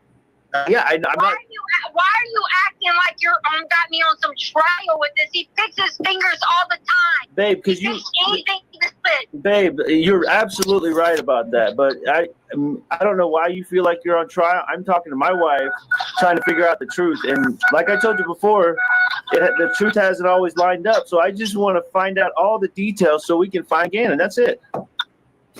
Albert, I gave you every detail. But you were coming at me saying, I thought you did this afterwards. Gannon bleeds all the time. Right. Gannon has huge nosebleeds. Did you tell him the nosebleeds from your truck is from Gannon? When did he have a nosebleed in my truck? Oh my God! Don't. See, so now And hey, Swedish, now I'm so sorry that I'm so emotional about this, but I really didn't expect this. And I just can't stop saying thank you. And the fact that it's in memory and honor of Gannon is just it's a lot. But now she's not only accounting for blood on the wall, on the light switch, now she's accounting for blood on the vehicle. Okay? This is very, very bad. Don't even play. It's been there since Alaska. And the top part of your truck, you have his hands had blood marks on it for like a year and something ago. Maybe I'm not doubting you. I don't know. I just don't remember that, but that might have happened. I know he has had a nosebleed once in a while. I don't remember that in Alaska. His nosebleeds are like in Colorado, they're at least once every week or two. Every week or two, Gannon has a nosebleed. Every week or two? This is where I get angry. Because, like, people come up here and talk all this shit, and they don't even know him. I don't, like I said, I don't know what the people are saying on social media. I don't even bother with that. And that, I have it for a long time. But I'm just trying to. All right. Say what you got to say, Albert. I'm just trying to retrace some steps in my head. So the Mexican guy, did you see like anybody? I'm trying to think of this Craigslist. Did he have a picture, or did he like give you any information about him? Like, hey, I'm, other than where to find him at or anything like that. I mean, what was the framework of like how you set up that to meet him? Everything is on my phone, Albert. Babe, I don't know. I guess they got your phone. You keep telling me that, but I'm just trying to figure out how you went about doing this. So maybe we can, that freaking lady that called me bugging the shit out of me from the FBI, maybe that's something relevant. I don't know. I reached out to him. They have access to my phone. Okay. On my phone, I clicked the Craigslist thing, which generates this whole like number, something, whatever the email they do to protect the people that are selling stuff. I had all that and access to my phone for that. I have limited access because a lot of my stuff didn't load. A lot of it weren't backed up. My emails weren't backed up. Thank you again, Justin. Danny donated. And Hazel Eyes, you guys, thank you so much. Had all that and access to my phone for that. I have limited access because a lot of my stuff didn't load. A lot of it weren't backed up. My emails weren't backed up. My notes weren't backed up. The only backed up when I logged in to the icon that it let me in temporarily was pictures. If they gave me my phone, which is mine, it would clearly have everything. And since they've done all these things, they should see this. They should see pictures of where I took Gannon at home with me later. They should see all this shit, man. And it pisses me to fuck off that no one's even caring. Me. They did. They did, but then you try to say that they're not seeing what they're seeing, right? You did release, there's that video of Gannon back home with you, hysterically crying and injured while you record him to push a narrative. You released that. You mean the photos of Gannon in the bed the morning of the murders, looking so bad that people weren't even sure if he was alive in them? That's how bad. And he looked very poor. You mean that?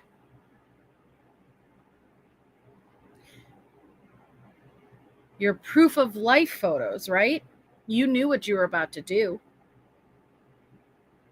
They have all of that. And it all leads back to you, Tisha. But this man, right? You want us, even if I wanted to believe you were innocent, let's sit there for a second, right? And believe he was innocent. Believe you're innocent, Tisha. Do you have no heart? He's missing his son. And there's blood everywhere. And you're the last one to see him. And you keep changing your story. And it keeps getting worse and worse and worse. So even if you were innocent, where the hell is your humanity? Where the hell is your heart? This is all about you. Tell me you're guilty without telling me you're guilty. And thank you, Michelle, for that donation. This shit, man, and it pisses me to fuck off that no one's even caring. Everybody's wanting to point the finger, but won't let me sit there and show you. All right, Letecia. Okay. You told me to be And then straight. I got you on the phone, and I'm trying to sit here and tell my own husband every little detail, everything.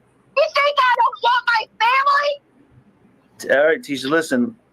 Like I said the whole time, I'm just trying to help you and trying to keep you and Harley safe from all. I mean, these people are after me now. I don't know who the hell it is, but like I said, I had to go get my clothes changed and everything just so I can blend in better. And I want you to know that no matter what, we can work through this together, and I can help you, okay? But you just got to let me help you. But you told me to be straight up. I got a very straight up question, okay? Are you ready? Yeah. Did you kill Gannon? No. I need to know. I need you to answer me yes.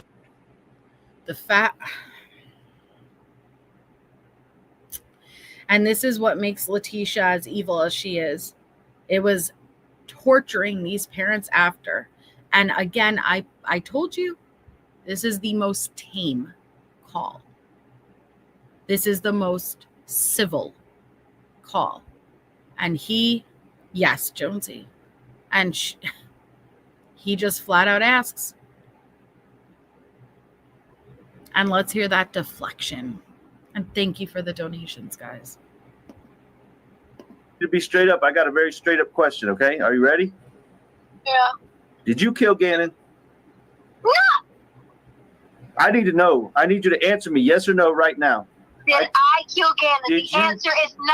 I can't believe you asked me this. I just got to know you. I told me to be straight up. I got to know what's happening to my son. Tell me why you would think I killed Gannon. There's a lot of unknowns. I mean, I'm being straight up again. You changed your story again to me for the fourth time. Okay. And now I changed my story. You did. This is the fourth version of the same story. Okay. Wow. Like half of what you told me today with the cut foot, and now he's got burned arms and picking it, and his butt's bleeding. All this stuff is new to what you told me the other day. And the other day you told me you cleaned up the area where you got raped so nobody would see it. But now you told me you just changed clothes. I just don't know what the hell's going on. I didn't tell you. First off, you never even listened to me about anything that went on. I did. No, you stopped because I listened to you. Screamed at me. I listened to you, and then I went and got the guns and put them in the truck, and then I came back and me and Landon listened to it. Then I stopped and picked your story apart. So get it straight, Tisha. I listened to you, and I said, if I'm wrong about the rape, I will get on my knees and beg you for forgiveness. Did I not say that? Yeah, but you haven't. Exactly, because I haven't been proven wrong yet. I want the truth. If I'm wrong, if the police, no matter what they're doing, the FBI, the CBI, the CBS, whoever, okay, if they tell me I'm wrong, I will publicly, in front of the world, get on a camera and tell you I'm sorry. Yep. But until that happens, we're going to find the truth. How can you tell me that someone didn't I don't understand. How can you tell me that someone didn't do something to hurt me and take Gannon? I'm not that. I'm telling you, it hasn't been proven one way or the other. You said you banged your head on the freaking table. Now I got to tell. Yeah, and I do want you guys to be prepared. You know, her stories get very bad, and this is why I say, again, she's one of the most evil killers, aside from the act of the murder itself being horrific. It's what she does in these calls and the text messages and the social media posts that I'll show you guys that makes, and thank you, Bree, that makes her the most evil. So he has to listen to her, and he as a father has to accept every story she's giving and about to give in these future calls is a lie. But also, if she's willing to tell me this story, and this story is horrific, nothing ends good for Gannon. The lie still has to be better than the truth. The lie still has to be better than the truth. Do you know how hard that is to accept? Every story, every version was awful, but it still has to be better than what actually happened, or she would just tell the truth. I can't imagine. Oh, yeah. Oh, Luann, the social media, but you are going to be blown away of what she was doing on social media all at the same time. And you guys are amazing. Absolutely amazing. Thank you. I'm not that. I'm telling you, it hasn't been proven one way or the other. You said you banged your head on the freaking table. Now I got to tell them to go check out the table and see if there's any blood or any of your. They already knew that. They had already asked that. Okay, but that's the first I heard of it. You see what I'm saying? Because you never talked to me. You literally just sat here in a conversation and asked me, did I kill our child? Yes, I did, because because if you say no, then I can't. I'll stop thinking that you did it. Okay. But you think Gannon's dead? That's horrible. I don't know what to think. My son's blood. You're telling me his blood's all over the walls, and now you're telling me the Mexican guy that had the gun to your head or whatever took him away, and he knows him. What do you hear her in the background? That's not what I said. That's not what I said. So this is also the gaslighting queen that she is. Yeah, child. Yes, you did say that there was blood on the walls from him picking his burns, but just anytime Al would repeat it back to her, she's like, that's not what I said. And you'll see this all the way through the Grusing interview. Anytime he would simply repeat back to her what she said, she would then say, no, that's not what I said. That's not what I said. Because she couldn't get trapped in any one version of events.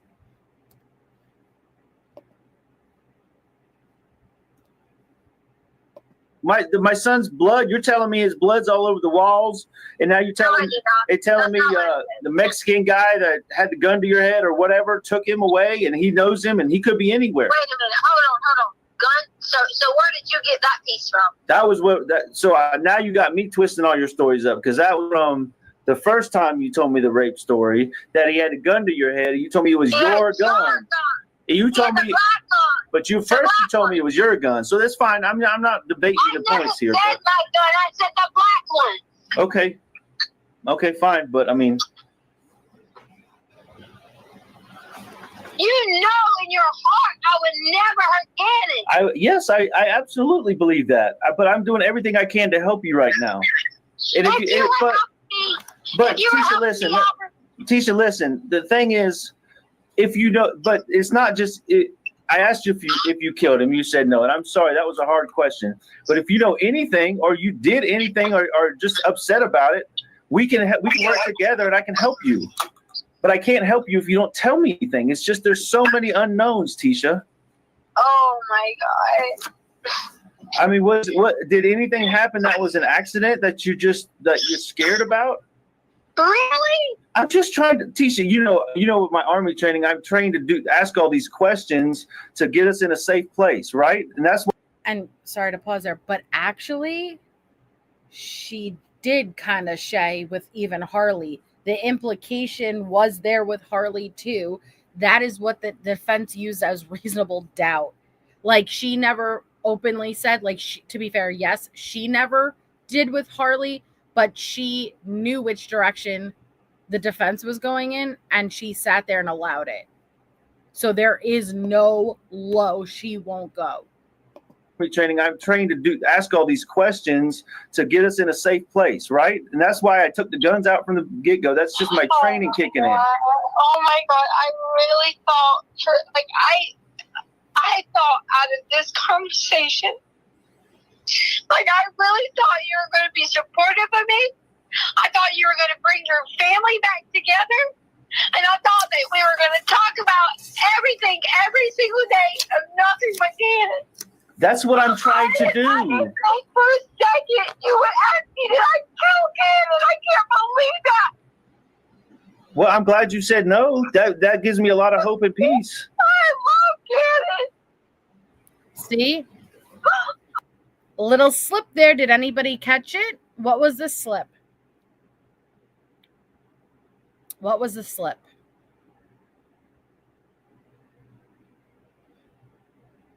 Someone tell me what this. That's right, Christina Todd.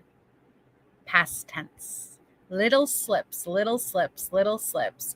I loved Gannon. Past tense, because she knows Gannon is no longer alive. It's very interesting to go back and listening to this type of stuff because you tell on yourself. Your brain, it tells on you, you know, like, and so little things that are just burned into our beings to speak past tense is exactly what's going to bury her. Peace. Welcome, Hilson House of Crazy. Thank you for becoming a member of the Tinfoil Hat. We're so happy to have you. And again, thank you so much for your generous donation. Every single one of you. Thank you so much. I love Gannon. I had already told him about maybe, just maybe, you might have a brother. Maybe. Oh, what's this, you ask? This is because Letecia has turned around, and you're going to see it happen through the text messages and the Facebook post.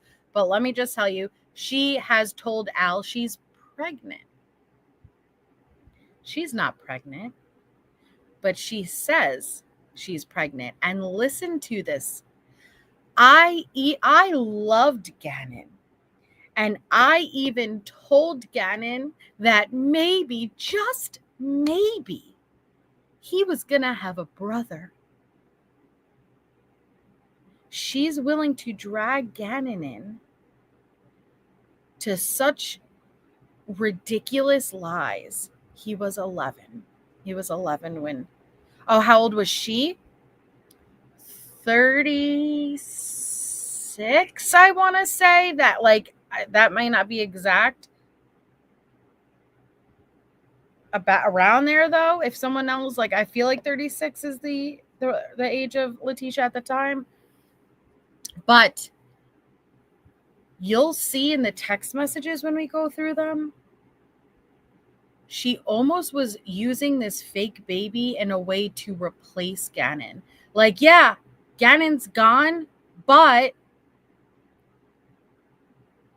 you have a new son, 34. Okay, so then she was 36 at trial? No. 37 at trial? Okay. Either way, thank you guys. She was trying to basically say, hey, I know, Gannon's not here, but here's another son.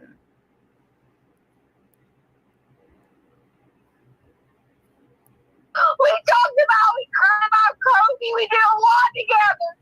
What? No, I would never want to hurt kids. Okay, He helped okay. with the dog. Okay, Tisha, let me ask you this way then. I don't believe you killed him, but did something bad happen to him and he maybe he is dead or not with us anymore and yes, you just panicked and didn't know what to do? I mean, is there anything like that? Just any information is what I need. We can help you. I can help you get through this. But but we got to know the information about Bubba. Thank you, MK. Thank you so much for your generous donation. Thank you for being here. Have an amazing night. We appreciate you. Just think of, Really, yes, I'm just trying to figure out what happened to him. He's gone and nobody knows anything, but you were the last one to hear him speak. Okay, which was Monday when you were driving around and he left the house. The last time we heard him speak, I don't know. I don't know when that was. Before I left, probably. when I left and he went downstairs to watch Pokemon. That's the last memory I have of him.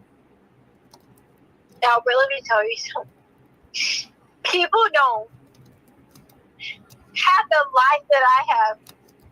People don't just be a normal person, just doing their thing, finally have what they want to do and be in the sky working.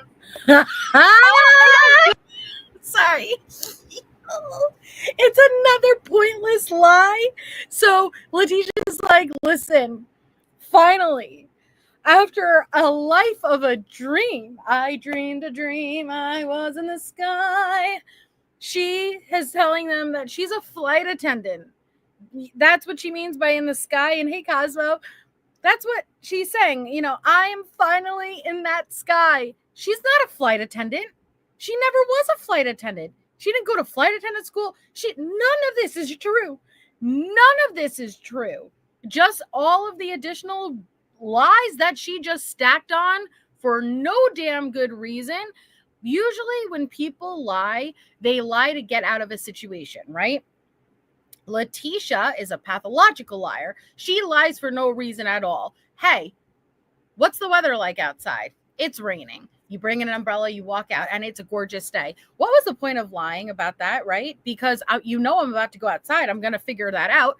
That's the type of liar Letecia is. It doesn't matter that you're going to find out. She lies on the spot to get out of every situation, and figuring that lie out in a minute from now, well, I'll figure out what to do then, and I'll add another lie. When a normal person lies and gets caught, they usually are like, all right, give up. She adds a lie on a lie on a lie on a lie. It's the most bizarre thing I've ever seen. And thank you, Jennifer. Welcome. We're happy to have you here. So yeah, when she says in the sky, which why is this about you? Gannon is missing, and horrible evidence is left behind, leading to this not being good. If you love Gannon, where's your concern? You're talking about flying in the sky as a flight attendant. That is not true. Just doing their thing, finally had what they want to do and be in the sky working. Oh, they don't do that. People premeditate things in life. There's no sign or indications of anything that hurt those children.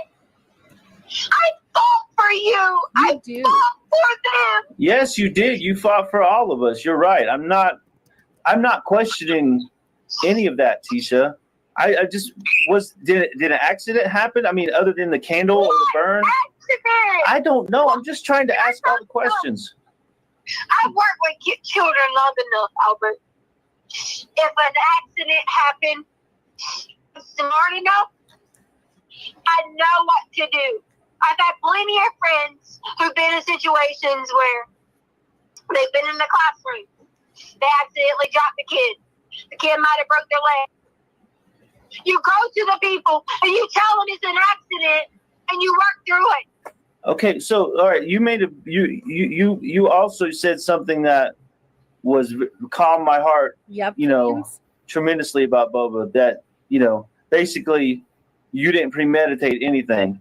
So whatever happened to him had to be an accident, just like the candle. And obviously you wouldn't plan on something like that because you're a teacher and you do all those babysitting events. I know you wouldn't hurt kids intentionally, but whatever happened was an accident, and I know you didn't plan it.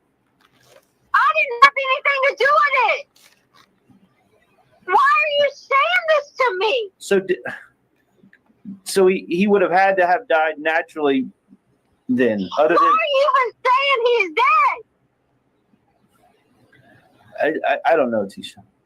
I can't even believe you are saying that. Gannon is a lie. What is? Okay. Again, what makes her one of the most brutal murderers, in my opinion? Do you know how hard it is to have to accept that your child is most likely not alive? Okay? But you're always going to hold on to that little sliver of hope. Then he has to have the strength to try to get the information from her. And she flips it on him.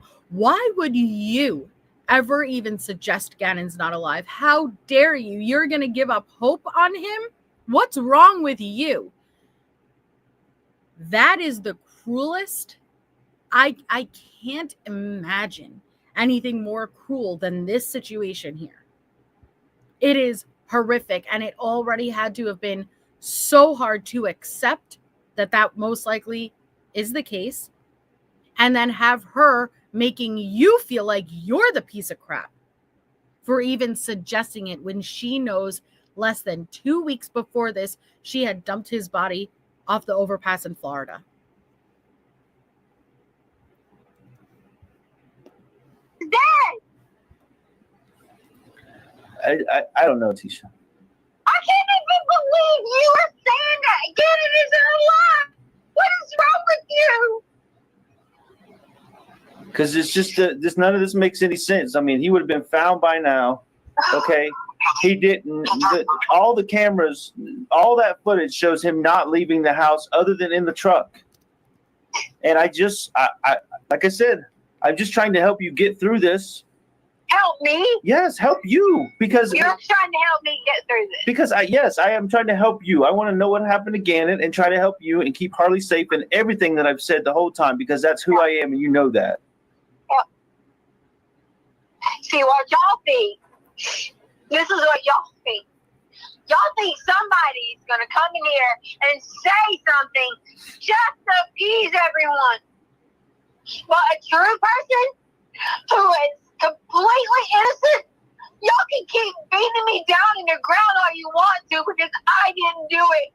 I'm not beating you down. Take everything. You don't want me anymore? Fine. Wow. You don't want our family anymore? Fine. Y'all took my car. Y'all took everything. I didn't take anything. They got all my shit too, Tisha. I got 2 cars now because Harley's not going to pay for it. I got 2 cars I got to pay for that I can't even see or touch. Harley has been begging you.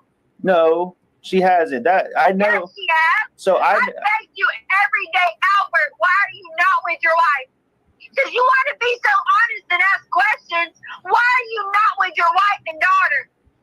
Because Tell the truth. okay, I'm going to tell you the truth right now. Because of this conversation, Tisha, I don't know, and I've told you that the whole time. I'm confused. I'm all over the place. I can't get the truth from you or the police or nobody. And now it's just even worse now, because I got another story I've got to try to make a theory from. Thank you for your donation. Name changed. Was it the anonymous $30 one? So when you make a donation, when it's linked up to a charity like this, you have the option to show your name or to make it anonymous. And so it may have come up as anonymous if that was but thank you so much. That is absolutely amazing.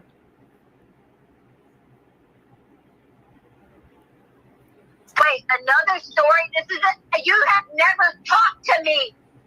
But you just told me. You told me a few minutes ago we had, and we went over it. You told me the first story. No, first you told me he ran away. Then it was the rape story. No, Jonesy. Then it was the second rape story. Now it's the third rape story.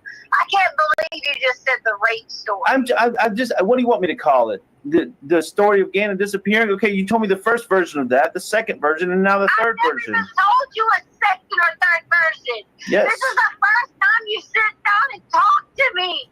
No, that day that I got home. No, the day I got home, that next morning after my mom and sister and Landon, everybody was at the house. You told me you were texting Bethel, and you told her the story. I don't know what you told her, and I kind of don't. Which is the same. Yes, you do. I don't even care. They no. let y'all there. They had y'all there. Had us where? Oh my God! I can't believe you're lying to me right now. About what? I'm not lying to you about anything, Tisha. Albert, they had y'all at the police department when I was there. Oh! You mean when Landon showed up and then they brought? I was already there or whatever. Is that what you're talking about? Because that's the only time I know. I don't even know when you're there. I just assumed you had finally come in that night. Or was it the next day you came in? I don't even know, Tisha.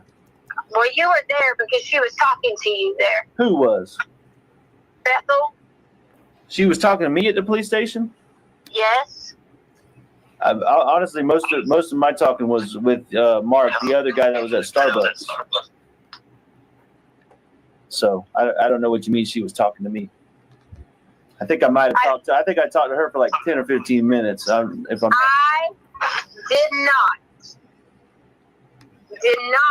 tell you anything different. This is how my day went. I was going to lay down.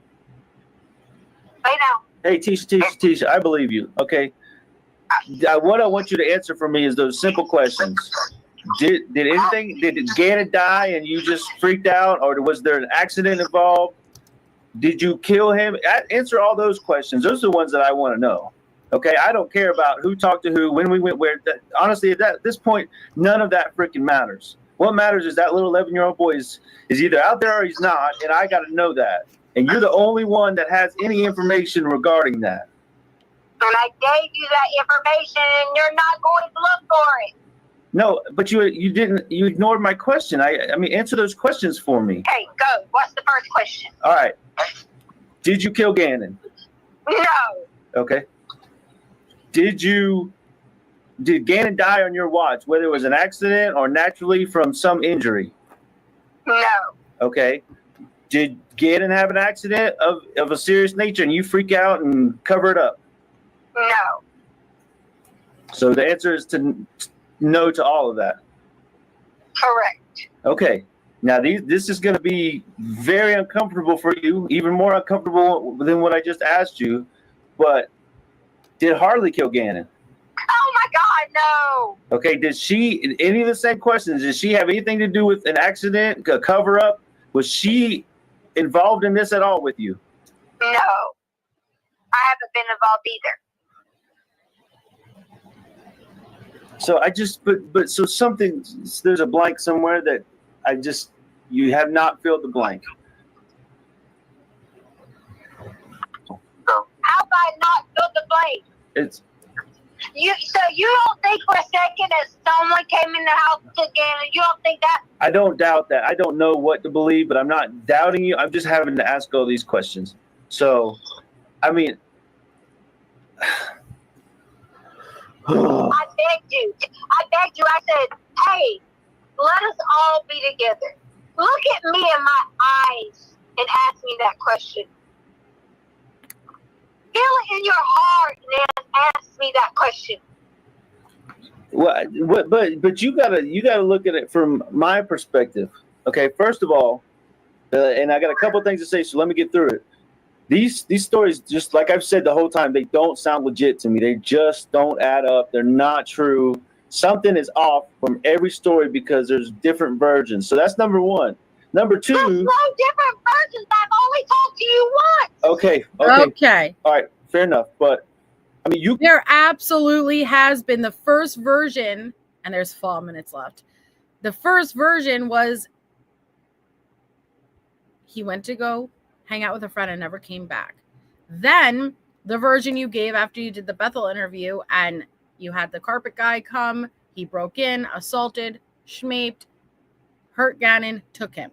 And now this, which is a spin-off of that with ever evolving details, parts being missed out, and this probably at least 14 other stories is going to come. And I don't even use that as a joke with the thought, but like for real, the amount of stories that are about to come is insane. You got to put yourself in my shoes, okay?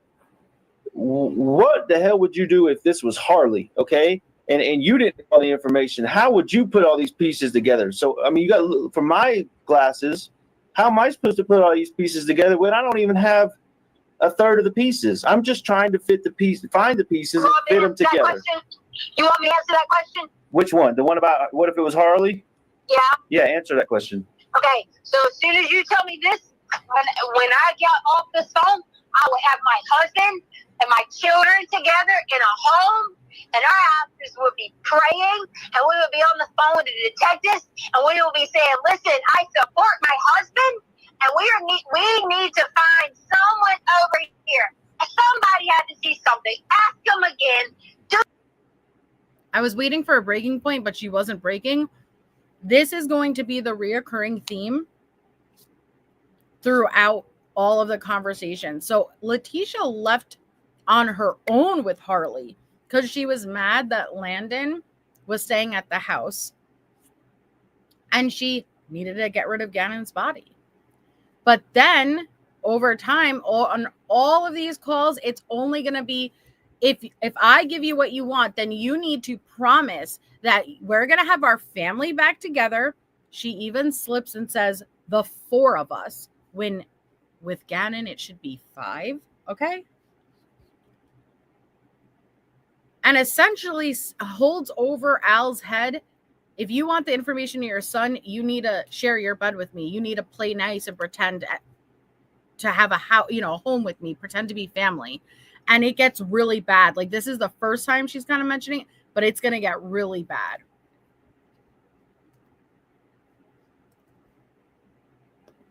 Off the phone, I would have my husband and my children together in a home, and our officers would be praying, and we would be on the phone with the detectives, and we would be saying, listen, I support my husband, and we need to find someone over here. Somebody had to see something.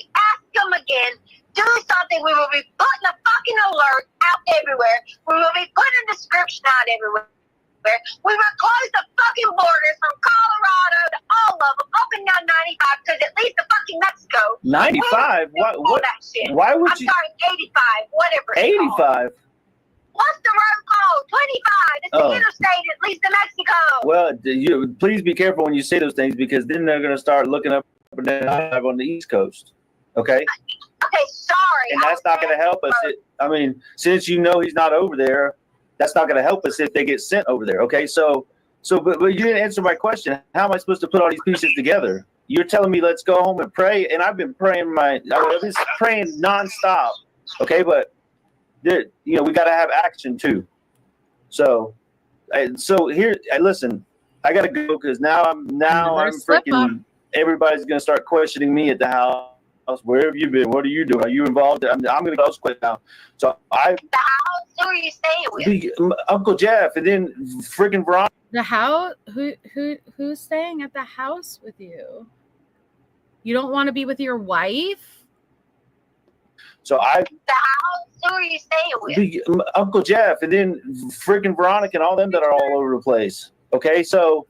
So why would you have to be anywhere near them? I don't have to be, but you saw we had to do. Listen, your wife and your daughter. Tisha, listen, I had to do these statements and interviews and all this shit. It's just nonstop. Every day is something else. Okay, so if you think all this information is what they need, apparently the El Paso people haven't done their job, and they haven't forwarded it to the FBI. So I don't know. There's some Amber lady called me from the FBI, and I'm gonna just email you her number and her name. And if you want to pass this information to her, that's much higher than the freaking CBS or whatever you call it. To the FBI because they called everyone I know. Okay, well then, that's what you can tell them too. Okay, but I don't have the document you have. So, anyways, I'm just gonna send you the contact. If you want it, you take it. If not, I can't make you do anything. But I gotta go. Okay. Okay, but that's not how you would say trying to find your son. You would not say if you don't want to do anything. Blah, blah, blah. No, that's not true, because I can't. I wanted you with me the whole time, and you left. So I'm going to give you the information you need to pass your stuff along, and then you can do that. Okay? Albert, listen to me. We don't have anywhere to stay. I'm asking you to stay with your wife and daughter, and let's do this together. Wow. And you tell me no if you think that you don't give a shit about us and you don't want that. You tell me no right now. Tell you no. Or you tell me yes. If you want your family together because you believe I wanted my family together.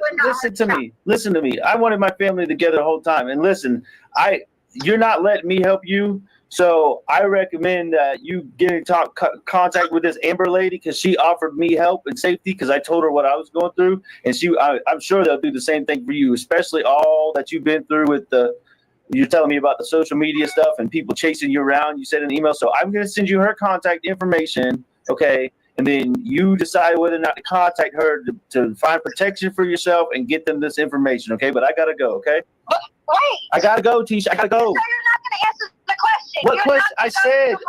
I said I wanted you to be together, but. Okay. And that's where he hangs up. Okay. So we'll pick up the next pretext call. And like I said, prepare. It's going, oh no, that's a whole different lot. That's going to probably take 2 lives to go over all the social media stuff, but we're going to go through the pretext calls first, and then the social media posts, then the text messages, then the Google searches. Like there's a lot, but you need to hear it all. I'm beyond words. On this live 2 hours, you guys have managed to donate $3,250 in honor of Gannon and his 5-year anniversary to St. Jude's Children's Research Hospital. And again, I'm going to try not to get emotional. That is incredible. And for a lot of us, this case really, we hold very, I know you guys hold this case very near and dear to your hearts. And I think that that's absolutely amazing. Like I'm shocked. That's absolutely amazing. And so thank you to each and every single one of you who made such a generous donation in any amount. Thank you. If you may not have been able to afford to make one, but you're here, that's what matters. And Gannon fought coming into the world. He was so tiny and he was premature, and he fought his way out. And I know that we'll never forget him. And I'm just, thank you. Like that's all I could say. Like, thank you. That is absolutely incredible. So tomorrow, and this is going to be ongoing. As long as this live stream is up, it can accumulate more donations. Watching like on replay, if somebody wants to donate, they can continue donating. So just because the live stream ends does not mean that that's when the donation ends. So I have no intention on taking this video down, so it could just keep accumulating donations for anybody. If you're watching the replay, just know that you can make a donation and it'll all just continue going straight to St. Jude's in honor of Gannon. And so tomorrow, yes, Luann, I think it's all on my Letecia playlist, and it'll be the Gruesing interview, which we're going to go over again because we're going over it all again for people who may be newer. And it's just that interesting because you'll always find something new. You'll always find something new no matter how many times you go over it. Tomorrow we're going to be doing Idaho 4. It's episode 1 of the Idaho 4 coverage, and we will be doing a weekly segment all the way until trial, and then doing trial coverage. So if you aren't up to date, want to be up to date, or you were and you want to partake in that, we would love to have you. Never, Julie. Gruesing is our peanut butter daddy. We love our gruesing. Yeah, it is, Shanta. And so thank you. You guys exceeded my expectations. Rest in peace, Gannon, and I will see you guys all tomorrow.